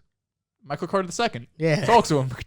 Julio Jones. What you know about Julio might not play. Julio and AJ? AJ. No, Julio and AJ are out. What? All right. AJ's probably out. Julio is also probably I might out. sneak a Jets. I'm lying. I'm not sneaking a Jets win, but I'll say it's going to be a good game. Derrick Henry might go 200, though. Yeah, No, Henry might get 40 Quentin Williams, touches. John Franklin Myers. Derrick Henry. Yeah, it's You Derrick got Henry. Fadakasi. Derrick Henry. I was going to say, Henry's just going to get 40 touches, and he'll make something What you know happen. about Blake Cashman It's Henry, bro. or Ronald Blair? Damn, Oh my God. they're really not playing? Probably That not. sucks. Nah, You don't know who AJ Bryce hurt Huff his is, bro. hammy. I don't. Bryce Yeah. Huff. I mean, you're probably lucky. Who's this guy on the Cowboys right now that was Trayvon on the Diggs? Jets last year? Oh. Terrell Basham. Oh, Basham went to the Cowboys? Yeah, he's on the Cowboys. Is he good? Oh, okay. He was okay. on the Jets last year. What do you think? I don't know. Jordan Jenkins is pretty good on the Texans. He's on the Texans. Jordan Jenkins. The Texans are competitive though. They are. But that's another team. There's no reason Just why want the to see. Jets. Yeah. be No, there's a lot of competitive, reasons you know why what you I'm saying? guys aren't. But bro, we're The Texans just and as good Lions as the look like Texans. the Lions have Lions- a great culture right now. The Lions, and everyone made fun of me, included, made fun of Dan Campbell because he came in I didn't. I like Dan Campbell. Okay, good for you. There's he came into that opening press conference and it sounded like But wait, dumb. But what are we like? They're 0-3. So what are we saying They're about them? competitive. They're in each game. They almost. I mean, the Niners. Yeah, to be alright. fair, they kind of came back in that's garbage true. time. They came back against San Fran though. They were Then- competitive with the Packers the first half, which Yeah. is more than the Jets could say. Then they should have beat the Ravens realistically. And the Ravens, yeah, They got cheated out yeah, that game. They did. They 66 should yard have field definitely. goal. I was actually laughing and trolling the Ravens because they were about to lose to the Detroit Lions. But yeah, Detroit, they have players too. DeAndre Swift could be a top 5 running back in the league. Couple years, but Top Top 5 is tough. top 5. Couple years. Couple years. Derrick Henry's going to be old. Dalvin Cook's going to be old. Derrick Henry's going to be Derrick Henry over for Ty life, bro. Coleman. Not over Michael Carter. I mean, Joe Mix is like 24, bro. Yeah, I know, but running backs, you got to think they fall off at 27, 28.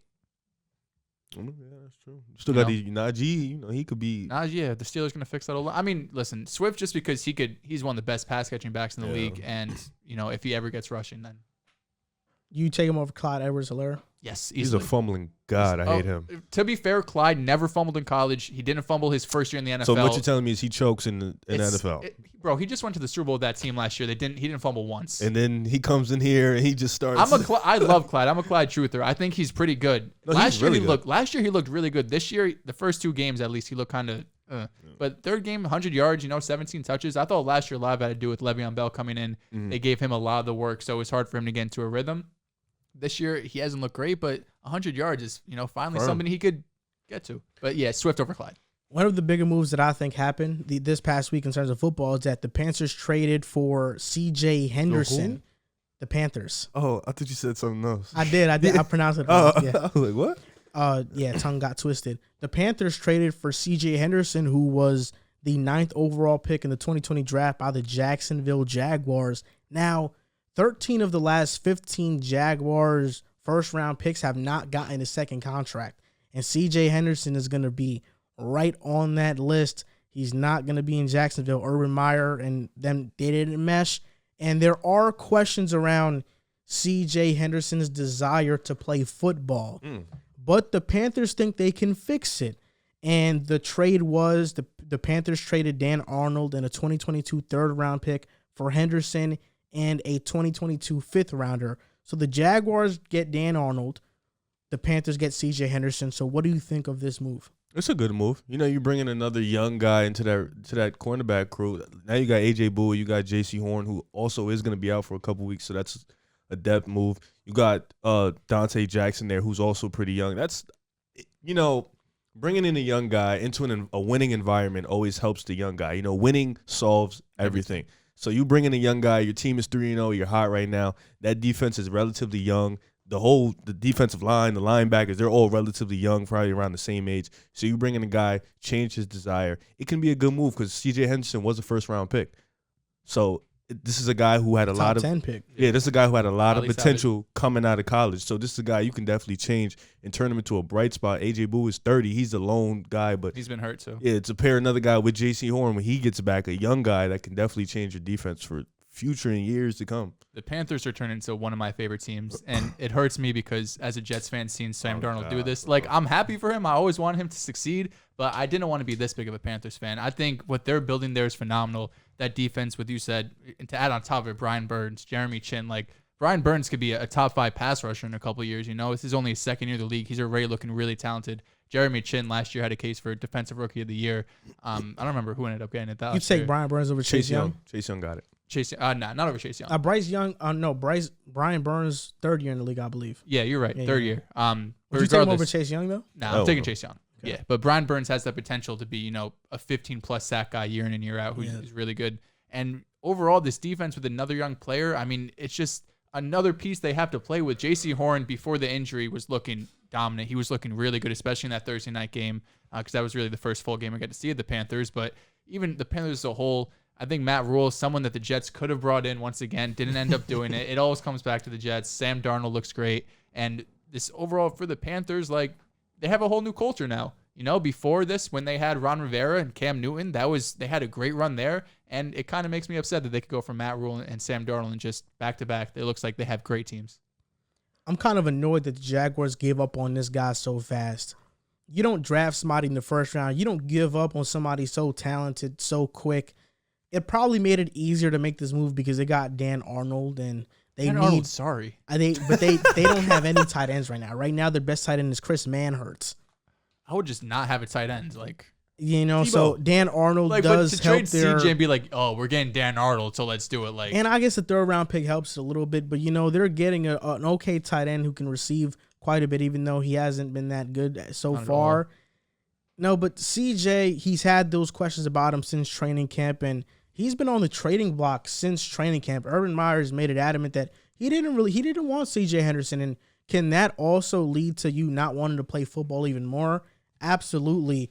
But with the Panthers losing J.C. Horn with a foot injury, and I don't know when he's going to come back, CJ Henderson could fill in that role. And now when they're getting back A.J. Boye, now you have Dante Jackson, Boye, and CJ Henderson. And when J.C. Horn comes back, if CJ Henderson turns into that lockdown corner that we saw in week 1 of his rookie season, and you have CJ Henderson and J.C. Horn, that can be an elite cornerback duo for years to come, to the point of where Dante Jackson, who's on his last year of his contract, maybe they don't bring him back because they have so much faith in that core. I would keep him too because he's good. Supremely you can never have enough corners. Exactly. Yeah. That's a great statement. That's like 4 good corners right there. Yeah. They can lock down teams. That's something like the Broncos have right now. The Yeah. Then Patriots. you talk about the defensive line: Brian Burns, Hassan Reddick, Daquan Jones, Morgan Fox. Yeah. Shaq Thompson has been awesome. You know, this defense is elite. You know, 2019 they had one of the scary, man. 2019 historically they had one of the worst run defenses. Mm-hmm. This year, 3 weeks in, they have one of the best run defenses historically. You know, this defense has been amazing, and Brian Burns reminds me of Jason Pierre-Paul and the Giants when went on that run. You know, Jason Pierre-Paul just super fast off the edge. But this also tells me that the Panthers believe in Tommy Tremble, who they call the Jet Sweep for. To score a touchdown against the Texans at the goal line. Tommy Tremble, I mean, he has some nice physical attributes. 6'4", 250 pounds. You like him? I saw his hair. His hair's pretty nice too. I did see his hair. You know, he has some nice hair. He has my hair if it was a different color. What skin is he? Your skin color? He's white, right? No, he's not white. He's not? No. Tommy Tremble I just thought, sounds like yeah, a I thought the same thing. I didn't want to say it, so I let you say it. Yeah. You know, he looks like a Duke basketball player. So he's white. I guess. No. What Well, what? what no. the? Duke? Say, what Duke have you been You watching? don't remember What the do I Duke, remember? the Duke basketball player hairstyle? Oh, their hair. It's like a hot fade. Nah. It wasn't white players, bro. At the time. No, are you like the Quinn Cooks. Oh, you talk about That era. like that Gary era. Trent and Justice Quinn Cooks, Winslow. yeah. Yeah, that, you Yeah. gotta because you remember JJ Redick and them boys. They was at Duke, so you messed me you up. know, I didn't watch H. Redick at Duke. Yeah. Oh, you talk about that era. Okay, so that type of haircut. Oh, okay. Yeah. He has a Duke fade. That's Okay, I remember that era. Okay. But yeah, he's 6'4", 250 pounds, third round pick, and he did score a touchdown, so I guess that makes things a bit easier. But it's probably Tommy Tremble time sooner than we think. Maybe pick him up in fantasy. I don't know. Are we buying stock on Carolina making the playoffs yet? Yeah, I'm in. You You're think in? they're in the playoffs, even with the 4 teams in the You told me NFC? last week you're not in yet, so I'm asking you again. I'm not in yet. They're going to Yeah. compete for a wild card spot for sure. Are they better than the Saints? Yes or no? Yes. The Saints aren't good. Oh, all right. That offense has not shown me like. Well, MT ain't here yet. And is MT gonna come back? Like, sure, he's supposed to come back week 6, 7. I can't answer that. I'm not the doctor. What has MT shown us last 2 years to Don't prove do that. he's gonna? Don't say last two. Say last year. That's what I mean. Yeah. This year and last year. I Okay, apologize. last year he was hurt, and when he played, he was all right. I know, but then he got hurt again. But the year before that, he was a dog. Yeah, he was the best receiver in the league. As long as they keep winning, I'm fine. And they've been pulling out wins. They have been gutting it out and winning. So as long as they keep winning, I'm fine. And I think when Michael Thomas comes back, they're going to get spooky. They're going to be MT is even him. better. Like, Carolina just smoked the Saints. They did. Yeah, they were missing 7 defensive players though. 7 or 4? It's 4 or 7. 7. One of I don't know. I think it was 4. Somebody tried to correct me. Yeah, because somebody corrected me though, and they said 4. Yeah, but they were missing half their coaching staff. Marshawn Lattimore didn't play. That's key. So that right there. Is He's it been a 19 phenomenal. point difference, Key? Oh, I wouldn't say 19, but he said 4 to 7. I'm just letting you know, Marshawn Lattimore is elite this year. I mean, we'll see the big rematch differences. later on. Oh, for sure. It's going to be a great game. We'll see the rematch. So you're in on Carolina. Yeah, I think they're going to compete. The NFC's tough.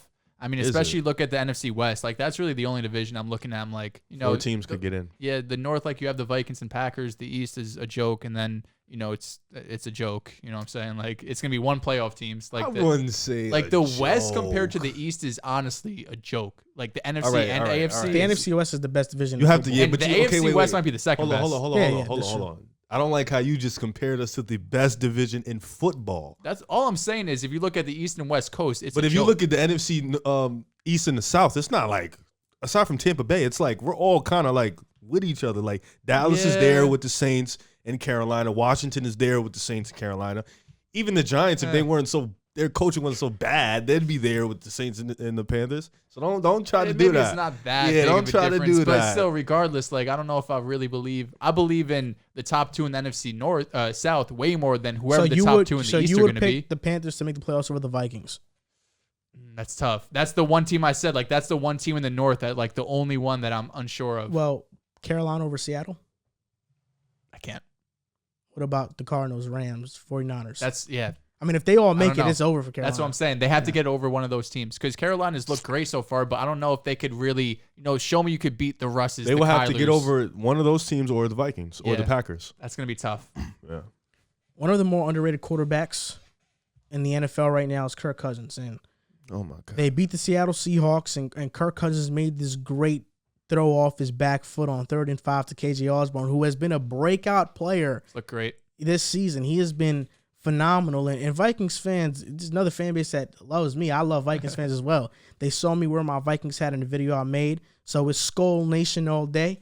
I'm a Jets fan, but the Jets it's probably in my room somewhere. I'm not sure where. But the Jets, they've been bad for a while, so I've had to find teams to root for once in a while. And the Vikings are definitely one of those teams. They have great uniforms. I love Minnesota.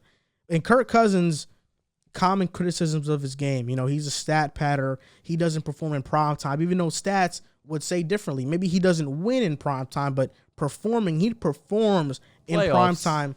Playoffs, Well, he had last time we saw him in the playoffs, he beat the Saints. Yes, he did. He beat the He Saints. definitely did. You're right. We'll give you that. And this season, he has a 94.1 PFF grade in a clean pocket. And teammates say Kirk Cousins is playing with more swag. And Kirk Cousins said, he answered to that comment and said, Kyle Shanahan said, my swag is having no swag, which means that he just makes the right play. He doesn't do too much. He just does what he has to do as a quarterback. Kirk Cousins has 26 touchdowns to 2 interceptions in the last 10 games, the second best QBR this season. And Dalvin Cook said, give Kirk a clean pocket. He's the best in the game. Their line looks really good. So what do you think about Kirk Cousins? I think we rate Cousins fairly. I was going to say the same thing. I think- don't see where the underrated part. I was think you gonna just say. like to throw that word around. It's like just to make it seem So good. what tier you think he's in? In the Derek Carr, probably below Derek Carr, Matthew Stafford tier. I think Or- he's Below? It's I not think below. Below isn't. He's not better than them two, but he's in that. He's better tier. than Derek he's better Carr. than Baker. He's better. Yeah. He's yeah. better than Derek Carr. I think You he's so? He's better than whatever Derek level Carr. up from Yeah, Baker. I think Kirk Cousins is better than Derek Carr. Okay, that's fair. I don't think he's better than Stafford. I think they're neck and neck. I think Stafford and Kirk are neck and neck. I think all three of those guys. Just Stafford's in the best position. now, but he's been in. Come on, Detroit was a shit show. Yeah. The Minnesota That's Vikings what I'm have saying had now, yeah. a bottom offensive line since Kirk has gotten there. That is They've And fair. he's had Great career weapons, though. seasons every. Yeah, that's true. But he's had career seasons every I single mean, you can year. say, but Stafford his numbers are pretty gaudy too compared to Kirk Cousins. Well, Kirk Cousins in Washington was pretty good too. Yeah, so Put up it's- numbers. I mean, Yeah. they're all in the same type of tier Yeah, though. Like that's they're in the- the that's the 15. But fair Matthew tier. Stafford, this look. That's probably like the third tier quarterbacks. Yeah, I they're in would the say. 15, 20 range. I think This Cousins is is the thing, though. around like quarterback 12 to 15. We know he could put up numbers. We know he could. You don't win think he's a games top for 10 you. quarterback right now? I'd have to go through it, but I don't Wait, think so. Do you think Dak Prescott is a tier above Kirk? Yes, You think so? I think he's 10. I He's think in that they're. top I 10. think they're in the same tier. I would take Dak above Kirk, but I think it's fair to put them in about the same tier. I don't know. If you It's tell me like you're taking Dak is Kirk the- over Dak, I wouldn't mind. I wouldn't mind, but I would definitely prefer Dak. I think Dak is like the bottom of like He's the bottom of the tier 10. 2, and Cousins like top 13. If you want to do Yeah, it like yeah. that. And Dak is also. I think his leadership is just amazing too. So Yeah, we also can what sets him literally apart. go through the names because I'm confused. as But to still where to put Kirk. underrated because that label does exist that he does pad his stats, that he doesn't perform in prime time. But Matthew Stafford in Detroit, he had like 5 wins against winning teams, and his loss record, like he was like 5-81 against teams that made the playoffs. Oh my God, what? Yeah, Matthew Stafford in Detroit. I think it was something around there. It was the win-loss column was looking at it. It was shocking because Matthew Stafford was so abysmal, but Yeah. he played in Detroit. Yeah. We always said Matthew Stafford is a great quarterback. He just has a bad situation. You look at Matthew Stafford, oh, it's Detroit. Derek Carr, same thing. Las Vegas has never had good defenses. They've always had a bottom 20 defense since he's been with the Raiders. And also, I think Tannehill, the Miami career kind of jaded people's visions of who Tannehill was. But I do think Kirk Cousins he suffers from narratives like that, and he doesn't get the benefit of the doubt. See, when we look at Stafford, we do look at that time in Detroit and say, okay, bad situation. When we look at Derek Carr, we say bad defenses, even though we don't give Derek Carr much slack either. With Kirk Cousins, last year, Vikings had one of the worst defenses in football. They've had a bad offensive line every time Kirk has been in Minnesota. And yeah, the weapons are there, but Dalvin Cook missed a whole year when Kirk was there. So let me ask you a question. Why does Matthew Stafford get the benefit of the doubt and a player like Kirk Cousins doesn't? What makes us give him the benefit of the doubt and not Kirk Cousins? The narrative. Yeah. The I think narrative. we look at Detroit and say they've been a joke franchise year after year, so we're going to give him the doubt. He's also a number 1 overall pick. Cousins a 3rd round pick, so there's a little bit different there. Also, it's the narrative, right? Because Kirk Cousins coming from Washington, getting that contract, which at the time, nobody thought he deserved that contract. He gets it from Minnesota. They just made the NFC Championship. People were expecting Keenum. They thought Kirk Cousins was the missing piece to make it to the Super Bowl. But that year, who was the starters at quarterback in the NFC? Nick Foles was starting. No. Case Keenum was starting. Yeah, that was the year the year Eagles before went on the Kirk run. went there, you're saying. Yeah, with Case with Keenum, yeah. Keenum. Oh, I'm sorry. When they made the NFC Championship, you had Nick Foles, who's a backup. You had Case Keenum, who's a backup. There weren't great quarterbacks that year in that playoff run in the NFC. Matt Ryan, They still had Russ. Aaron Rodgers, Russ. There was some danger out there. I don't think the Packers made the playoffs that year. What year was that? 2017? 27th, the year the Eagles won the Super Bowl. I don't even remember because we didn't play them. So I know Drew Brees played him. Word. I remember that. I know we played Matty Ice, beat them. I'm looking at the list right now. I think it's fair to put Kirk like right at 10, like 10 to maybe 11. All right, look, Mahomes. He's not better than Mahomes. Yeah, okay, Mahomes, Rodgers, Brady, Stafford, Josh Allen. It's 5. All right, that are better than. Yes. Okay, K1. Okay, yeah, Kyler 6, Russ, 7. Herbert, Okay. Lamar 9. Now we're into the Debatables. yes, Derek Carr, I think Derek Carr's better. Ryan Oh, Tannehill. yeah, the quarterbacks that year were Jared Goff, Matt Ryan, That was Jared Goff's. Drew Brees' second year, I believe, when he had that breakout season with McVay. Yeah, so and Aaron Rodgers wasn't there though, and the Panthers with Cam Newton. Is Tannehill better than Kirk? If you were asking me this last year, I would have said yeah. It's only 3 games in. I though. know I shouldn't change my opinion, but it's just what have you done for me recently? If you would have told me you changed your opinion 8 games in, I'd be like, it's valid. Cousins always looks good. It's never been a problem of like, is he a talented player? Like he's always been able to play. I mean, all right, if we talking just talent alone, like just strictly from a talent standpoint, is Kirk top 10? From a talent, if he is, he's 10. Not talent, but I think production. He's definitely top. I think production-wise, Kirk has been a top 7 quarterback the past couple of seasons. So who are you taking out of that list? Dak? Stafford? Look, I think they're Dak all in the same tier. I know, but Dak lost the entire season last year. I think they're all in the same tier. When we talk about Dak, I think Dak right now is separating himself, though. I think Dak right now, the way he's playing, he's putting himself in the top 5 quarterback conversation. You gotta stop. Not 5. No, he But is. like top, He I'll is. give you 7, He 8. is. I'll give you 7, 8. Not 5 is a tough So group when to get into. when Brady, Lamar Jackson, I think his play style is going Lamar's to wear not out. a 5. I know he's not, but Brady is holding one of those spots. Yeah. But Brady right now, okay, so wait, play for another Brady, 2 or 3 years. Brady, Rodgers, Mahomes. Yeah, I've heard that my whole life. Brady, Rodgers, Mahomes, Russell, Allen. Who Would you really put Wilson that much above Dak? are you putting Dak over K1 right now? I'm not. That's you got to get him past him first. We Right have now, to Kyler's 5. We have to see how the season plays out. How you gonna hit me with that? Just No, because I mean, you look at the numbers. Dak's playing better than Kyler. That's fair. What numbers? The numbers, Bro, Dak. no numbers. Kyler's number 1 odds for MVP right now. Yeah, that's the odd making Because he's they're winning, dominant. they're undefeated, and they're I know, running but and the- passing. Yeah, Yeah, but the Cowboys are probably going to win that With division K1, too. you got to but put Dak his, has more. He's more efficient. with K1. Dak is completing 79% of his That- passes. Yeah, but that's but- also probably not sustainable. No, but you have to it's understand. not. But he could definitely. K1, you have he to could put definitely complete like his 72 you have to for put the his season. rushing numbers into his passing numbers. Yeah, so like, Kyler's that's a why freak. his is like a combined thing right now. I get it, but I think Dak he's Those are the next guys up. the way he's playing right now. He could crack that top 5.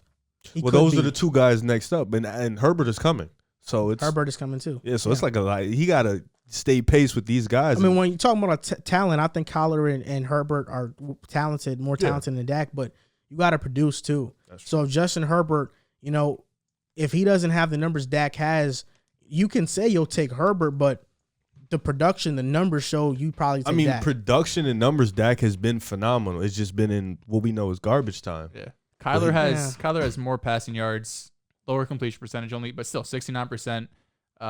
Excuse me. No, I'm looking at the wrong one. Kyler's a 77% completion percentage this year. Oh my God. He has He's 7 wild. touchdowns to 4 interceptions, and obviously the rushing, we know that. Different, boy. Don't ever disrespect But this is the him. thing. I think when we talk about Kirk Cousins, I think he is in that tier. But even that Dak, Tannehill, Cousins, Carr tier, That's his tier. that tier is the most underrated tier in football when we talk about quarterbacks, because Agreed. people either think they're overpaid and not worth the money, or they think they're the greatest quarterback in the world. So you don't have an equilibrium. It's just there's 2 sides debating over what is. That's more. fair. Both are I've extreme. never heard somebody throw in Kirk is underrated. He's top 5, top 8 in the league. Yeah, No, I nah. thought he was rated in the top 10, I mean, that's 15. everybody thinks Kirk Cousins is what Jimmy Garoppolo actually is. Nah. Oh, That's wow. what they think Kirk's he is. better. I think Jimmy, he's I much know better. Kirk is better, Yeah. but people view Kirk as a Jimmy G. No, because people think Jimmy is what Kirk. I was watching Stephen A. Smith on the Breakfast Club today because I had a gap between one of my classes at school, and I was listening to the interview, and they asked him about Cam Newton and how he's not in the NFL and about brother quarterbacks. He has to answer that. So Stephen A. Smith said, oh, the reason the Vikings haven't gotten rid of Kirk is because they're paying him way too much money and owe him too much money. Or else they would have had him long gone. And I'm thinking, like, what? Why? If Kirk Cousins is a great quarterback, like, what are you saying? And I think people, because of how the media talks about Kirk Cousins, because when he performs bad, it's, 1-9 on Monday Night Football, can't win primetime games. But when he does great, nobody ever talks about the Vikings or Kirk Cousins. They just think, it's whatever. Kirk Cousins doesn't play well in primetime games anyway, so this doesn't matter. So I think the narrative the media has created about Kirk Cousins has led people to believe he's more Jared Goff and Jimmy Garoppolo than he is Derek Carr, Dak Prescott. So is it safe to say that the media and fans have put too much emphasis on quarterback win-loss records? Well, it's important. And Cousins, while it is overstated his primetime record, because it's really not, his Monday Night Football record's terrible, but Sunday night's whatever.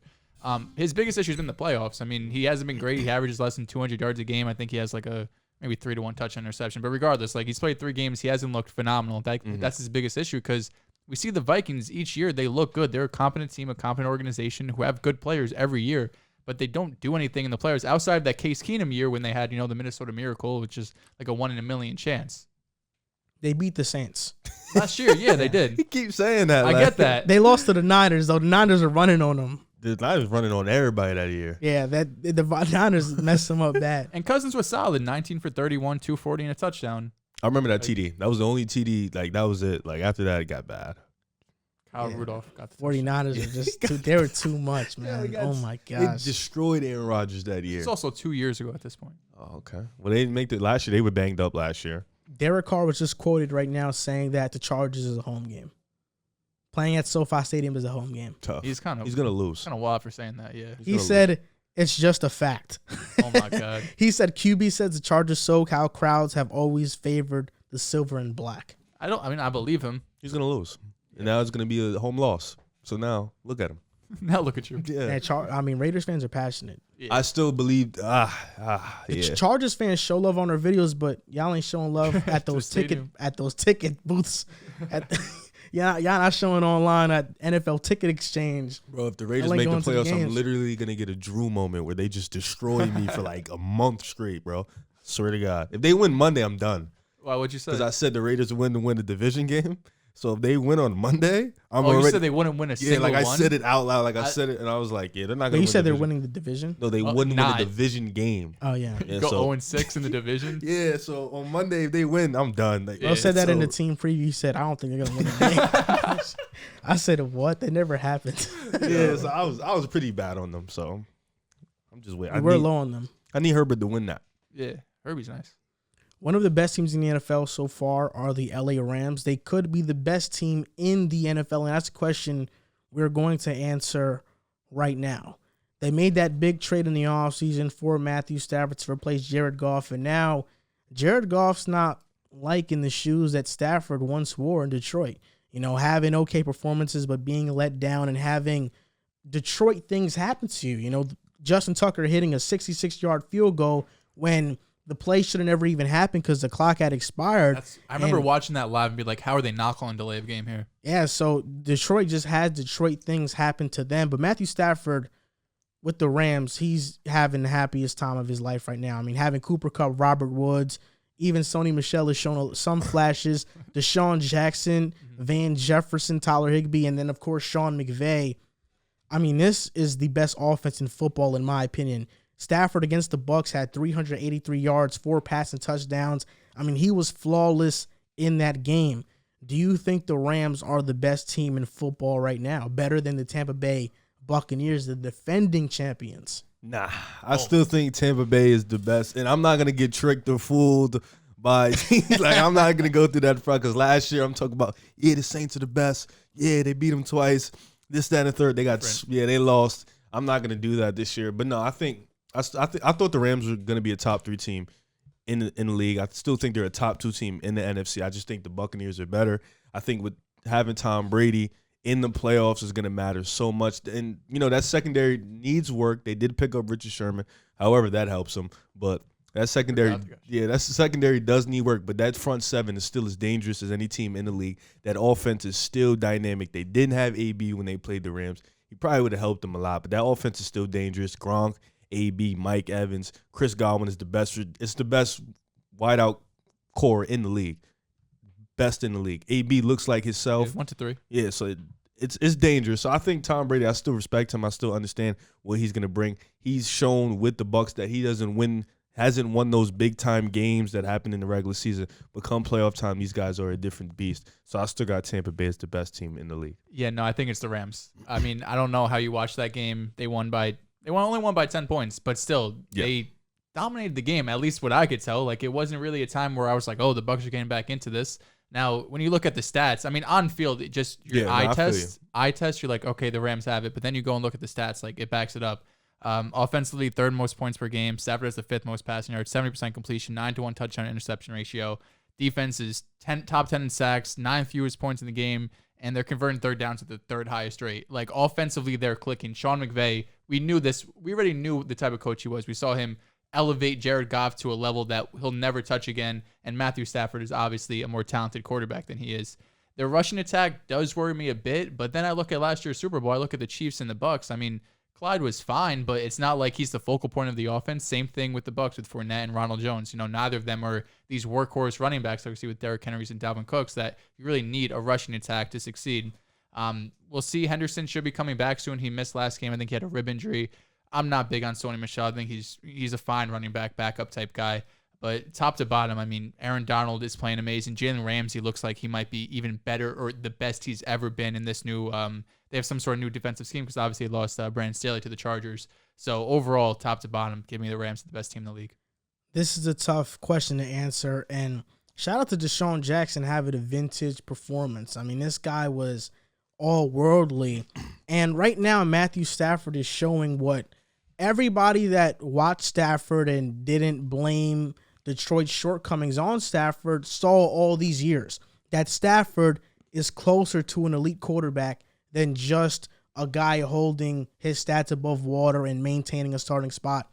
Stafford looks like a top 5 quarterback in the NFL. We talk about college, we talk about all these guys, but Stafford looks that way. He's first in QBR right now, 9 touchdowns to 1 INT, 70% completion percentage, and he's throwing down the field. I mean, he's on checkdowns. He's bombing it, and Sean McVay is letting him do that. And the fun fact about McVay was actually the Georgia Player of the Year in his state when he played football. With Stafford, you're saying? No, Sean McVay actually played football though. Oh, really? And he was a quarterback, and I think he won Player of the Year over Calvin Johnson. What college did he go to? I don't know what college he went to, but they converted him into a wide receiver because he would just run like quarterback design runs. Yeah. You know, but yeah, he was actually an insane football player. Wow. I thought he was like a tech nerd head. Yeah. Nah, he's actually an insane football player. Shout That's out to probably why he relates to his players so well being that young. But I think the Rams, you hit it right on the head. You know, their offense is great, but that defense is really legit. Jalen Ramsey, Darius Williams, even though they lost, They've always been legit. They lost Brandon Staley, but their losses of like John Johnson haven't been that huge so far. You know, Taylor Rapp has done a good job, you know, being another depth piece in that secondary.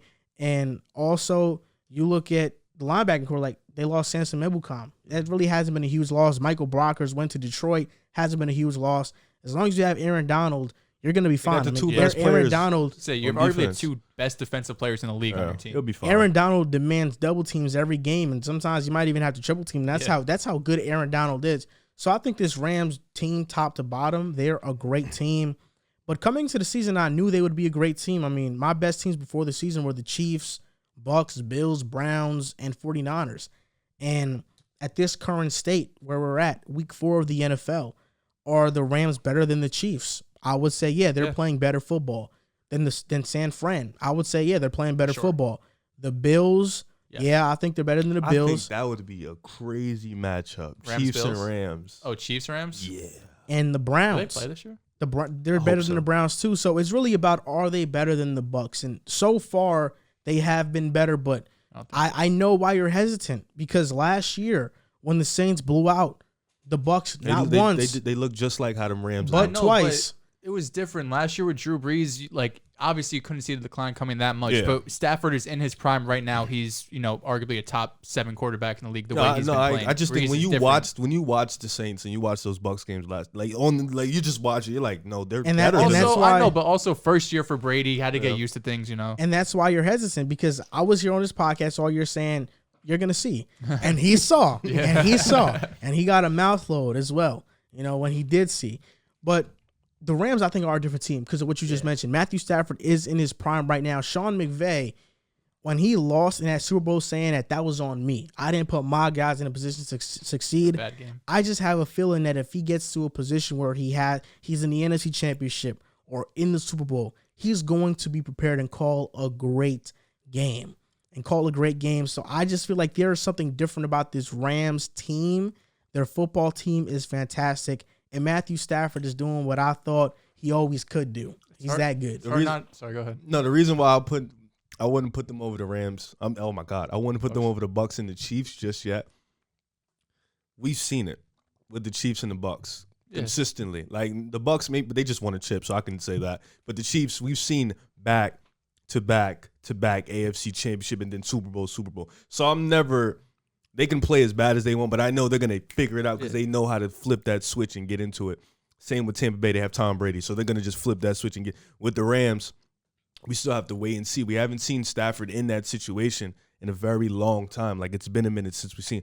But, regular season, as of right now, they have looked, they didn't look they looked good against Indianapolis, but they looked great against Tampa Bay. So, you got to. And that's what really matters. Mm-hmm. But they got them boys this week coming up. So them young boys coming up. So it's going to be another test. The Patriots? No, Arizona. Oh, Arizona. That's Okay. That's going to be another test. But the Rams kill the Cardinals every time they play. It's different teams now. Like, new vibe. I know what you I'm going to tell you why it's new vibe. Right, because tell now me. DeAndre Hopkins can't get double teamed because he has Rondell. Rondell more solid, but they don't use him like that. They don't use him as like a but typical Kirk is receiver. solid. Kirk is very They've had solid. Kirk. Yeah, but Kirk is better. Then what? Last year? Yes, he's way better than last year. You could say that about like every player. I mean, we could, but Kirk has put up some numbers. Collar's better, and that defensive line with Chandler Jones. J.J. Watt hasn't played great. But And the Rams. I mean, also, what we're not mentioning is that Richard Sherman is on the Bucks now. So when they get Carlton Davis back, Richard see. Sherman, I feel like Jamel Dean, the zone Sean guy. Murphy Bunting. there's a reason why Sherman was a free agent for that long. because think of so? because of the situation. It also, yes, I honestly forgot about that. But regardless, He was on some weird shit, you look at the next two matchups. The Rams have Rams-Cardinals this coming week, and then they play on Thursday against Seattle. So they got back-to-back within division 4 games. days. That's like, I mean, you in those two games, you're 5-0 with 2 division wins. You're looking great. One thing that's hard to say is just how good this offense would be if Cam Akers didn't go down. Because Cam Akers is one of my favorite running backs coming into last year. Obviously, him tearing his Achilles, I can imagine how good this offense would have been if they had him there. I mean, Arizona's no joke, and then Russell Wilson. I'm not even gonna say Seattle, just Russell Wilson. He's no joke. He's always gonna bring it all the time. The first good Thursday night game is next week. Thank God. Oh yeah. I mean, What's next week, Thursday? Rams Seahawks Wow. in Seattle? in Seattle. Woo! I Yeah. bet you they lose. Who are the Rams? Yeah. We have to record the podcast early that day, or at Definitely. least not even record that day. Yeah. Yeah, we might as well just wait for that Friday. This Friday. Yeah, to talk about that game. That's going to be awesome. Now we're going to go into our last segment of the show, NFL Pick'em Week 4. And we've done 3 of these already. We're going to do them all season. Yo, NFL shout out to Pick'em us. Week 4. Last week, who did we pick?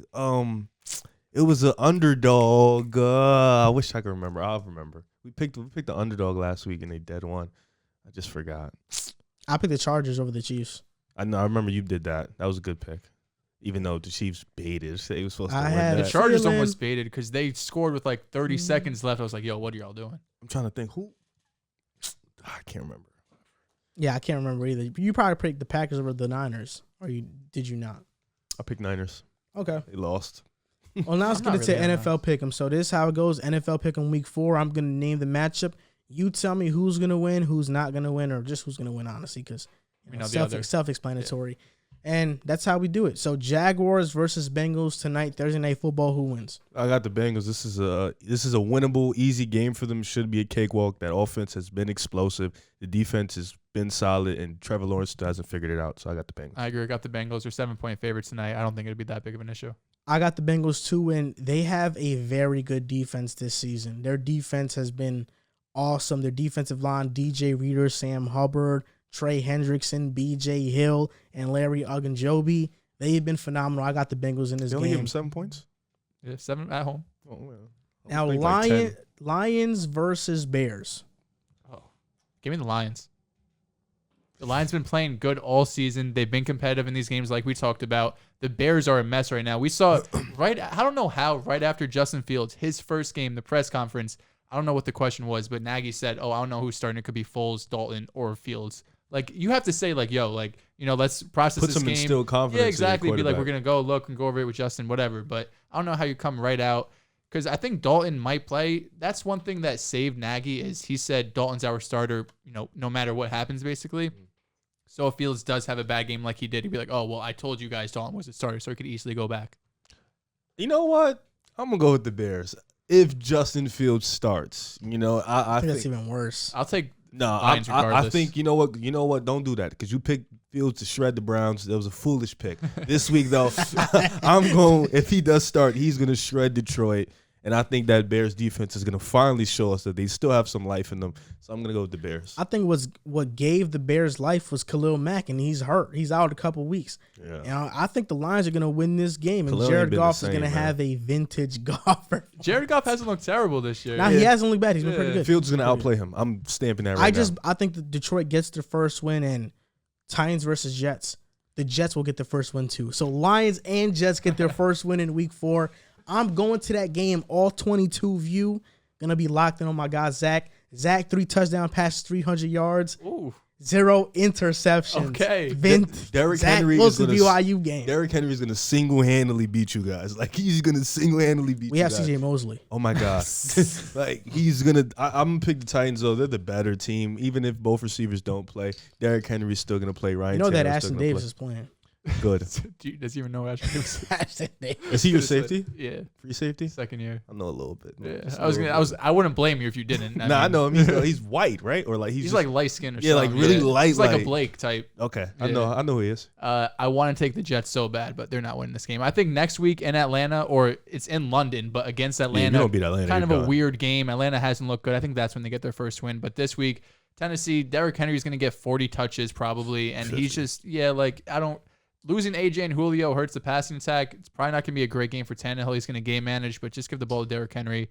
I think we have a good defense, but I have to wait and see what's going to go on with this offense first. Yeah, I got the Jets. You know me, and I'm going to be at that game. I'm ruined. I'm rooting for Don't them. text us like, bro, I can't believe this. Like, bro, this Like, is be ridiculous. surprised. Yeah, like we told you, bro. Colts versus Dolphins. Oh my God. Jacoby Brissett is playing. Yes, I have the Colts.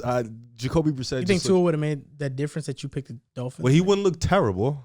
Brissett looked really he looked like he shouldn't be in the NFL. That Brissett game. didn't look bad against the Raiders, though. You think so? He didn't. He converted. He converted, bro. I'm gonna take the Colts. So I think they're gonna go on a 3-game win He streak. was the reason they almost won that game.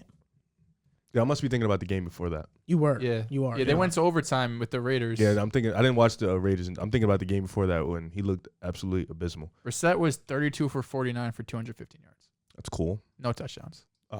He was Raiders. He was rushing though. There's no touchdown. There's no way. Was he really? Nah, he was. He got a rushing touchdown. Really? Yeah, and he converted the 2-point conversion. Okay, look at him. Okay, no, I got the Colts though. I just think they'll start to flip the switch and Carson Wentz gets his first dub. They're gonna win 3 straight.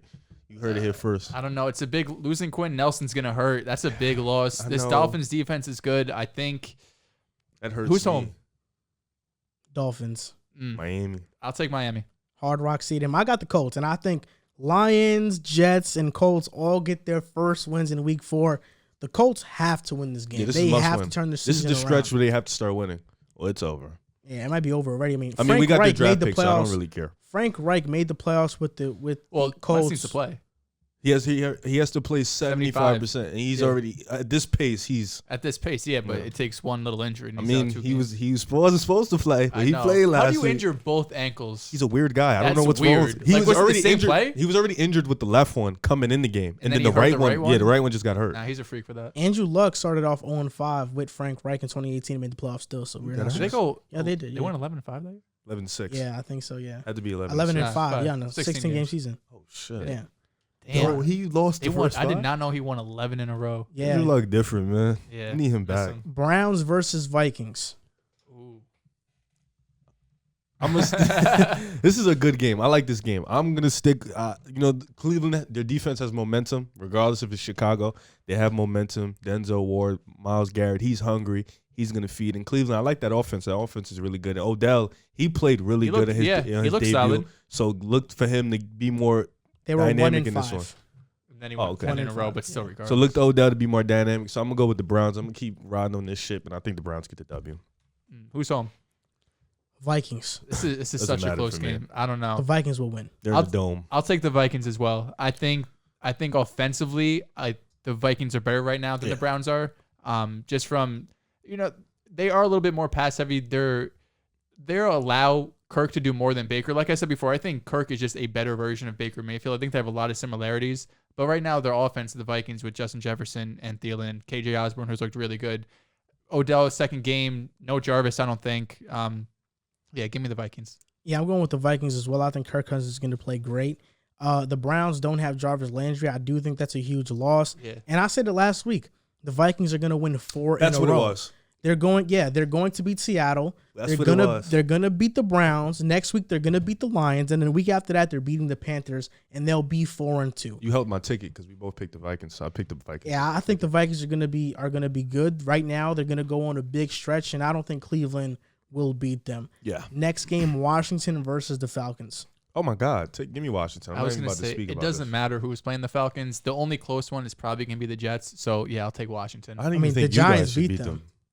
The The Giants. Giants. Well, the Giants beat Giants them. are just. I mean, No, the the Giants Falcons, lost yeah, them. I Yeah. know, but again, like one of those teams. I think Washington is more disciplined. They're smarter, and they just Better team. they're better. Just better than the 'cause Giants. I'm going Atlanta's- Washington too. The very least, Atlanta should have a good offense. Matt Ryan, Kyle Pitts, Calvin Ridley. Like those are pieces there that you should produce something on the field. You shouldn't score. What was the final? Was it like 14, 13, 17, 14, 17, 14, right? something like that. Yeah, like how do you only put up 17 points? And they have looked bad all season. Texans versus Bills. Bills. Yeah. Bills. Giants versus Saints. That's actually a tough game to pick from. It is. I told people. Sorry, Josh Allen's starting his MVP tour. He started it last week. He's now starting it. So, I mean, yeah, he gets. Yeah. Yeah. So now he's about to start. I'm going with the Saints. You think so? Who's home? Yeah. Saints. But it's not home. It's Yeah, they're it's 'cause of the playing hurricane. Yeah. I forgot. Because I remember looking at that They're game playing too. in Jacksonville, I believe, or That's where they're close by playing there. Yeah, Jacksonville, I think.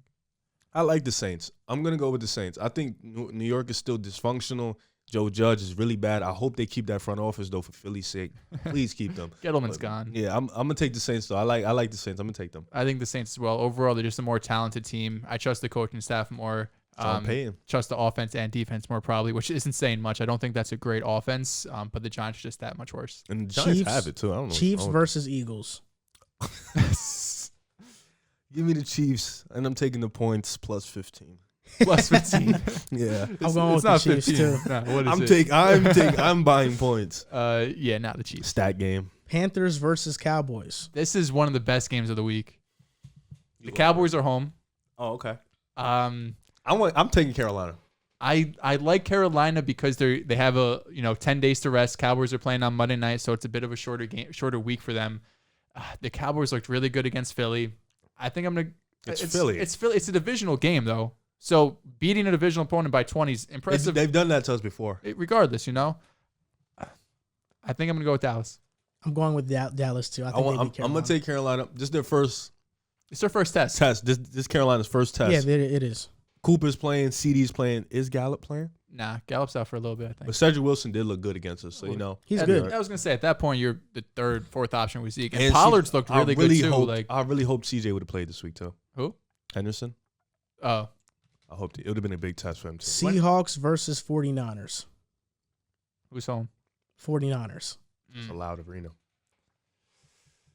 I'm going with the Seahawks. They're 1-2 right now. They can't go to 1-3 in this division. I think they're gonna win this So game. they were 2-1. No, they're 1-2. Wait, who are you talking about? Seattle. Oh wow, They lost to Tennessee. They lost to Vikings. They blew the that Vikings. game. You're right. Yeah.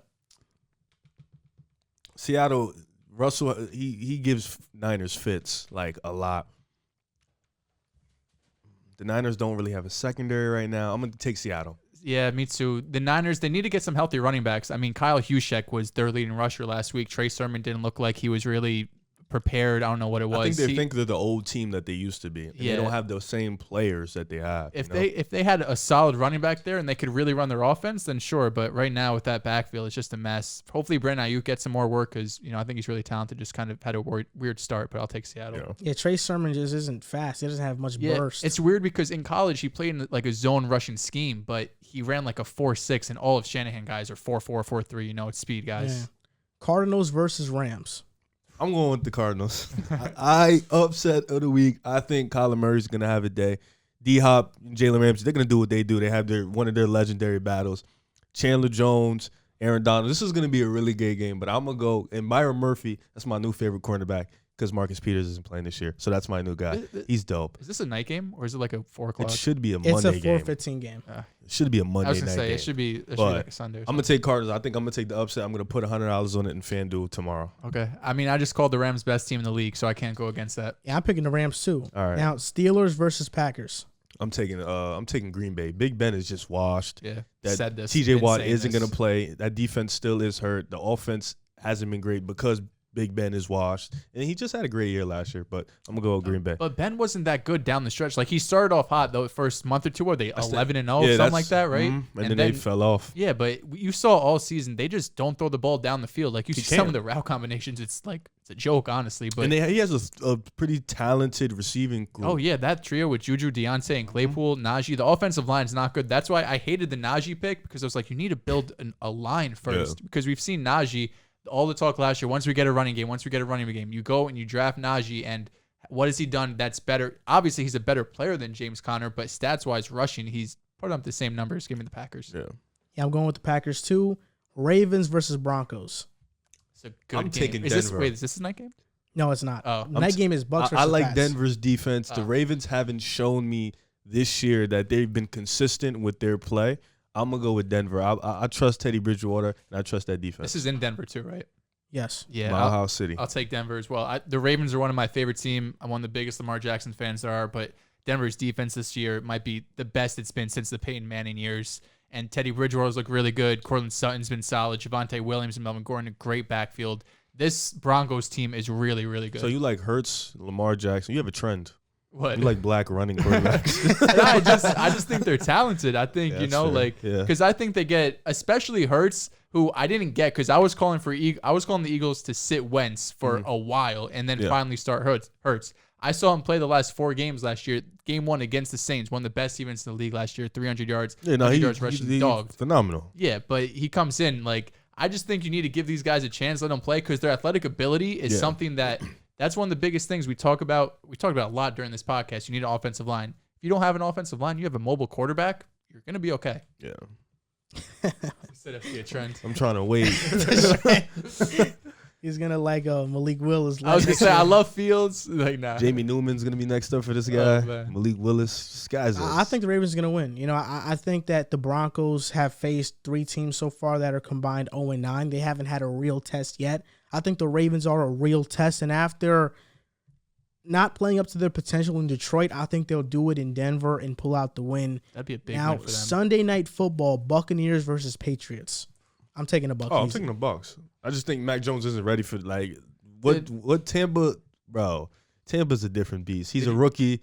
He might see ghosts. I don't know about this one, but I'm gonna take Tampa. He's just too young. You guys see Brady's press conference? I haven't seen much of it. Nah, but he's apparently they're saying he's under the weather. He was talking and he sounded like he had a raspy voice. People calling the Brady flu game or something against New England. Imagine he goes crazy. Yeah, oh my God. I'll take the Bucs. I think it's gonna be a good game. I think it's gonna go down to the wire. There's no way Belichick doesn't have this defense as prepared as it could be. This is the Super Bowl for him. He can be prepared all he wants. Exactly, he can be prepared all he wants. It's gonna be a competitive game. Brady knows what they're gonna do. Exactly. He knows exactly what they're gonna do. And now, last game, Monday Night Football, Raiders versus Chargers. Who do you have? Oh yeah, I said it before. I got Justin Herbert and I got the Chargers. I'm gonna stick with my statement. The Raiders aren't winning a division game.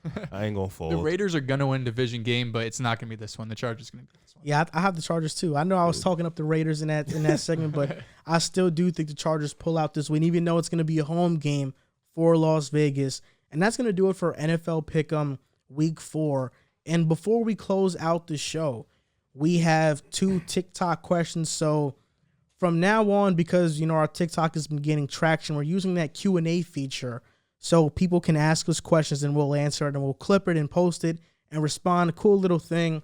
And one of the questions is Nikola Jokic the most disrespected MVP of this modern era?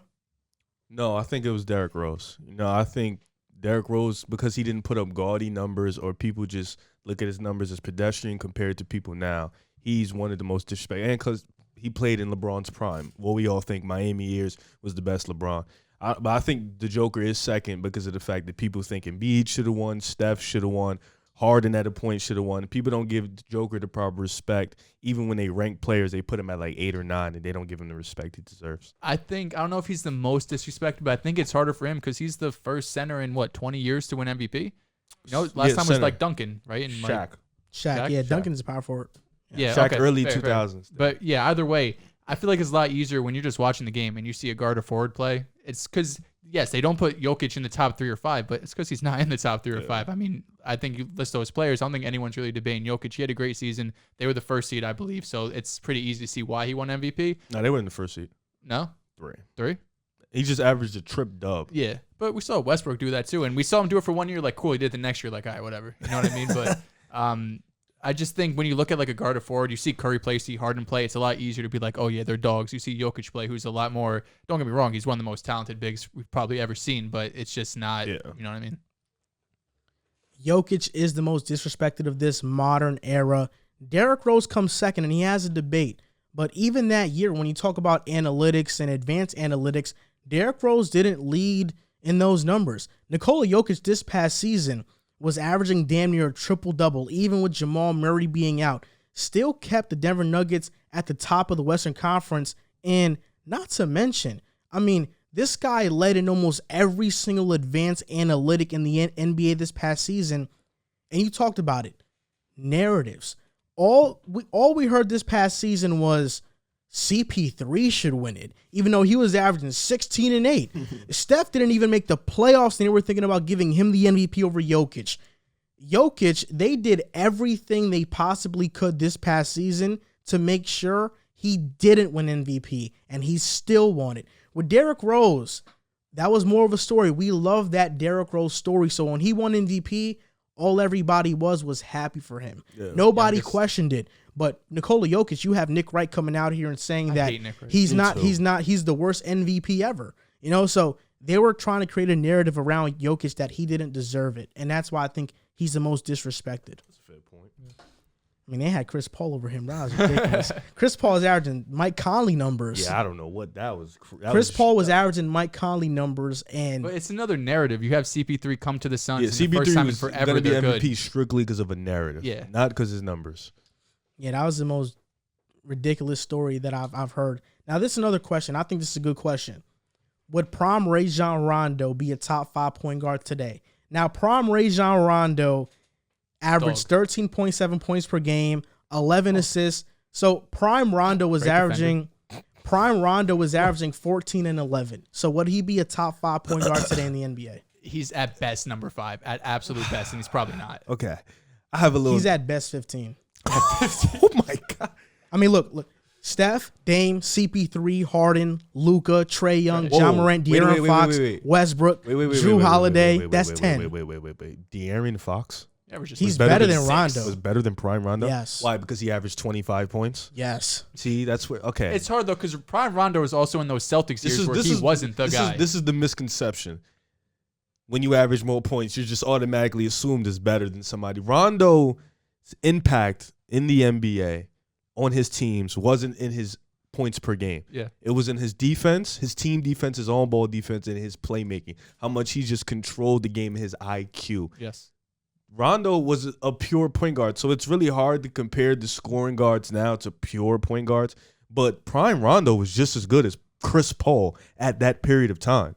No, he was just as good as Chris Paul. I don't know. He wasn't better than Chris wasn't. Paul, but he had a 44-point playoff game against the Miami Heat. A 44-point triple-double as a 6-0 point guard against LeBron, D Wade, and Chris Bosh. How many people are doing that? Not De'Aaron freaking Fox. He don't even make the playoffs. So for you to say 15, I'm not gonna say 5. 5 is crazy. I said 5 absolute best. You would take that Rondo over this Ja Morant? Yes, I would. Ja Morant averaged 30 in the playoffs against the Jazz, and they lost. In 5 games. The Celtics lost to the Heat in 7. In 7. Wait, who else did he have on that team though? Wait. Was it just Rondo? Wait, when Ja Morant averaged 40, did he win that game? When he had that 40-point game, did he win that game? Wait, was Rondo the best player on that team, or was it Paul Pierce still? It was still Paul Pierce, but who had the 44-point game in so the win? He's not carrying a load. He carried that game. I mean, you can say he's not carrying load, but when you carry a load to 5 games, I don't really, they're a young team. Against the first team in the West. I mean, the Heat were the first. Well, let me ask you a East. question. Aside from scoring, what does Ja Morant do better than Rondo?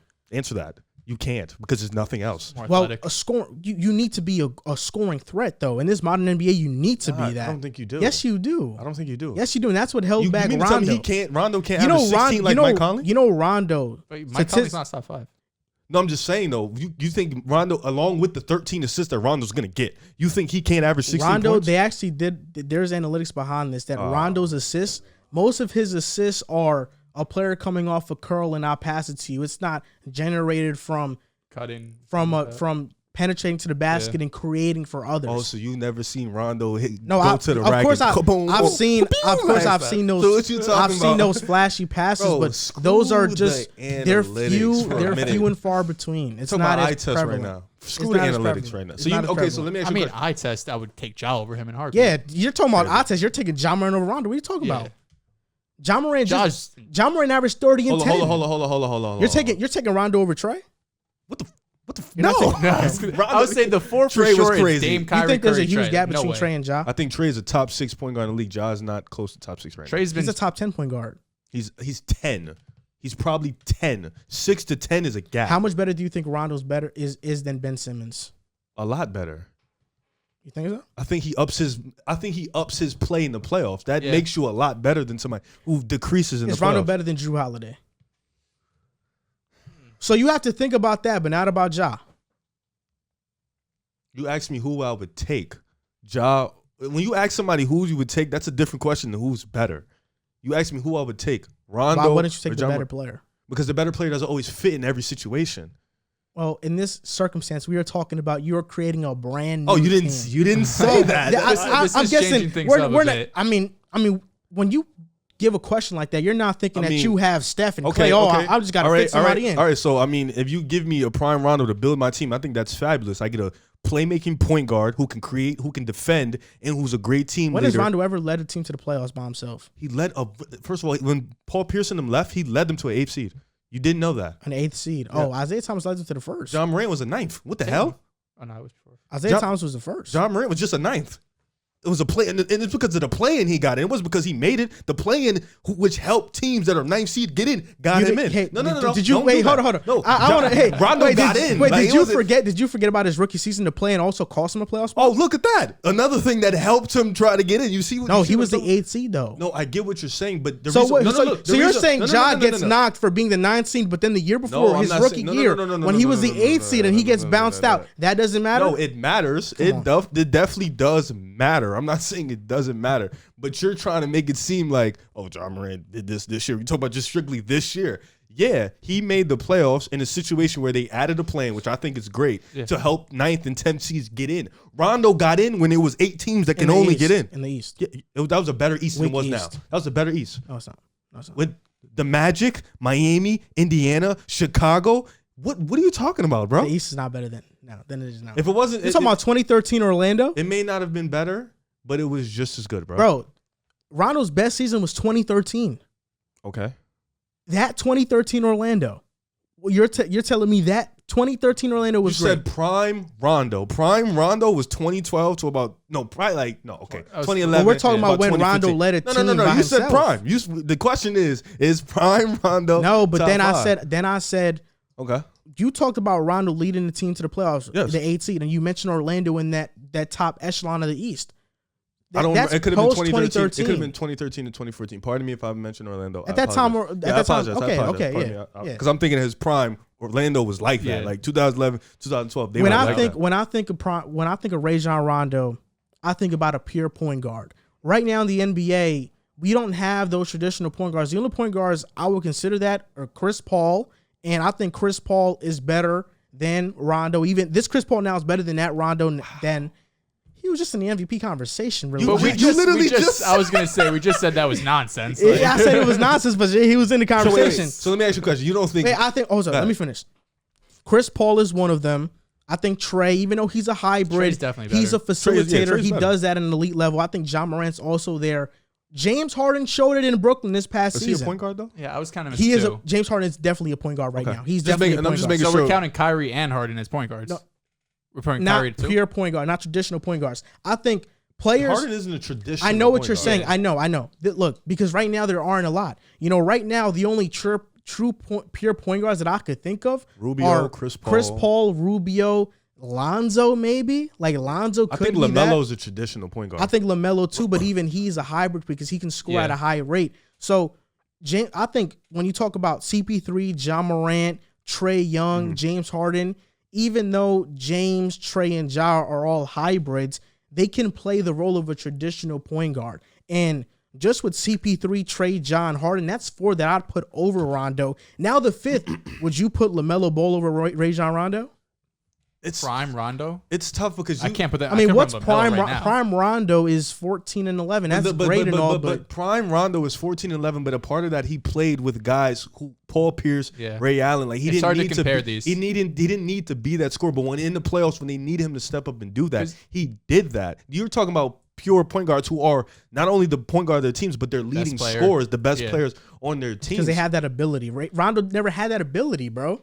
Let's not act like Rondo. Wait, let's not act like John Morant has the jump shot rate is like extreme difference. Well, Rondo couldn't shoot. John Morant really can't shoot that well either. Well, John Morant shoots 30%. Rondo doesn't even take threes. Yeah, better than Rondo. Bro, Rondo in 2013, his best season, he shot 24%. No, I didn't say Rondo jump shot was, bro. But let's not act like John can shoot. Yeah, but let's not act like Rondo was capable of dropping 20 a night because he wasn't. No. 20, no. But can he drop 17? No, 13? I would say his career high is 14. But bro. So what happened after KG Pearson and Ray Allen left? What happened? Rondo his numbers didn't jump up crazy. So when he was given the opportunity, he didn't go crazy. Listen, all I'm saying is in this era, right now, this new NBA, you can't tell me Rondo can't average what Chris Paul averaged plus more assists. 16 and 9. Come on, you can't tell me Rondo can't put 16 and 12. So you think that Rondo's better than this Chris Paul? Yeah. No, he's not, bro. Yes, he is. Or if not better, he's probably right under him. No, he's not. What is this Chris Paul? I think you guys have a jaded view on who Rondo actually was, bro. I'll be honest with you. Did you watch him in the playoffs? Of course I watched Rondo. You couldn't have watched him in the playoffs. Yeah, I watched Rajon Rondo. There's no way you watched Rondo in the playoffs. Like, he's literally like, yo, bro, oh, my goodness. So, Rondo's best year, 2013, averaged 14 and 11. He had Paul Pierce and KG, Jeff Green, Terry, Avery Bradley, and the Celtics went 41 and 40. Now, the 2013-2014 season, when KG and Paul Pierce left. 2013-2014 season when Rondo was asked to be the man after KG and Paul Pierce leaving. The Celtics went 25 and 57 and Rondo averaged 12 points and 10 assists. How many games did he play? Was he hurt? Rajon Rondo played 30. He was like building up and then you see the game, so he's like, I was going to say, I feel like we would have won more than 25 games if that was the case. I hope so. I don't know. I don't see 15 point guards being better. And then look, this is all I'm saying. When Rajon Rondo finally had the chance to be the man, he got hurt. So we're already showing he's not durable. Would you rather 12 and 10 or 25 and 7 what De'Aaron Fox is doing? Sacramento at least won more games. That's when you bring up what's the team around you. You know what I'm saying? Like you have the big three with Boston. I don't need my point guard to drop 20. I get it, but but I think John Morant in that ball, they're probably a dynasty if they had him. Honestly. He's got a point. Even more. Low key, if you put John instead of Rondo in, That's fair. Yeah. I just think I don't think there's 15 point guards better than Rondo. I think you just look Jamal like Murray's better than him. there You might think be so? hold on. There might be 15 guys who can score better than Rondo at the point guard position. Yeah, for absolutely. sure. There aren't 15 guys who defend better than him. There aren't 15 guys who are better playmakers than him. There aren't 50 guys with a higher IQ than him. And those are 3 keys to being a point guard that is very A true IQ traditional point IQ guard. is a point guard. The traditional No, I get it, but IQ is a point guard. a true. You're talking about a true point guard, but are you taking Jamal Murray or Rondo? I mean, we've seen Jamal Murray in the playoffs, we don't need so you to can't. take, You can't even. We wouldn't need to take Rondo because they have the Joker there. That's where situation matters. We wouldn't need Rondo in that So you're situation. saying Jamal Murray over him? Then that's what you're telling me. Yeah, Denver Okay. doesn't need Rondo. So in that if you're just situation. starting a team and need a guy, Jamal or Rondo, you're going Rondo. I don't know who I would go at that point. Like what?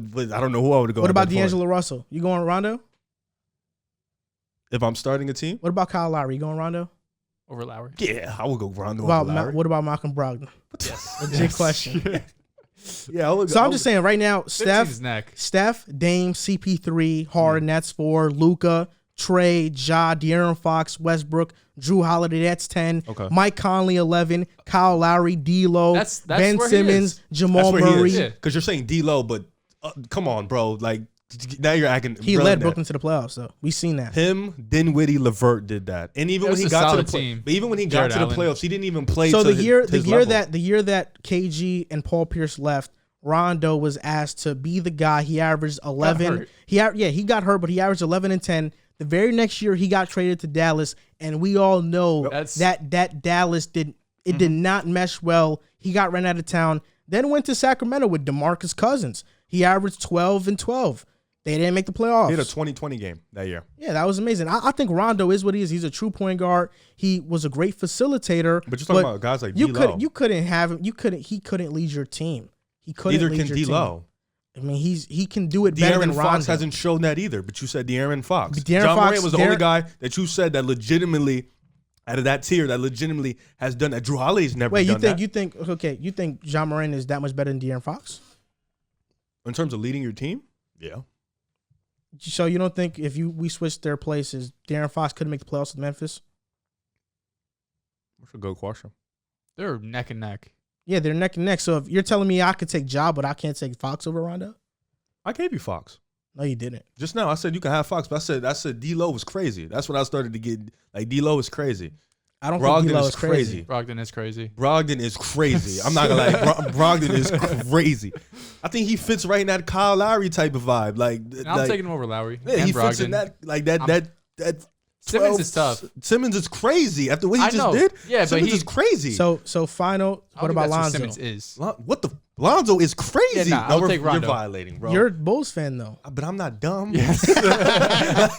Lonzo is what he wished he could be what Rondo was Yeah. at that point. So let's congest these answers. Let's trim it down a little bit just so it can make it easier for me to clip it. So would Rajon Rondo be a top 5-point guard today? No, And if he wouldn't, name the 5-point guards. I think Steph, Trey, and he's not even, but Steph, Trey, no order, Harden, Luka, Dame. Yeah. I have the same 5. If not, unless you want to throw like We could throw Kyrie in there. Kyrie We could throw or- CP. yeah. Like, Yeah, it's just hard to compare because there are not a lot of true.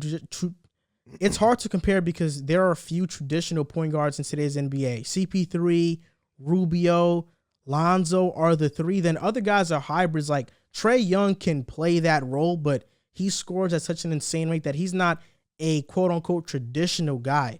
Everybody else outside of CP3, Rubio, and Lonzo, and maybe even LaMelo, they can score and be great passers as well. So I think it's a hard question to answer. But, man, Rajon Rondo. I just think when you do so many things as a point guard, like you can't top 15. Like D-Lo, I get it. All he does is score. Is Rondo better than Prime Rubio? What yes. playing, Jesus. I'm playing. So you What think is if you Prime think if Rubio? Rubio was in Boston with KG and Paul Pierce, you wouldn't be winning? He doesn't defend as good, No way. He's a good defender, though. but he doesn't defend as at that time as Rondo. So Rondo or DeJounte Murray? They're legit the same guy. I'm not even gonna lie to you. They're the same guy. Playmaking wise? Rondo's better. You gotta have the Spurs guy down here. He's gonna say he's 10 times better than Rondo, probably. Rondo couldn't score. No, but Rondo's scoring did limit him a lot. His offense game is not good. But I think Let's if not you cap. plug him here and you give him time to adjust, I think his scoring will get I mean, he better. had time to work on his jumper for years, but we was waiting on that for years. Yeah. He's He like, never it's like Ben did. Simmons now. It's different though.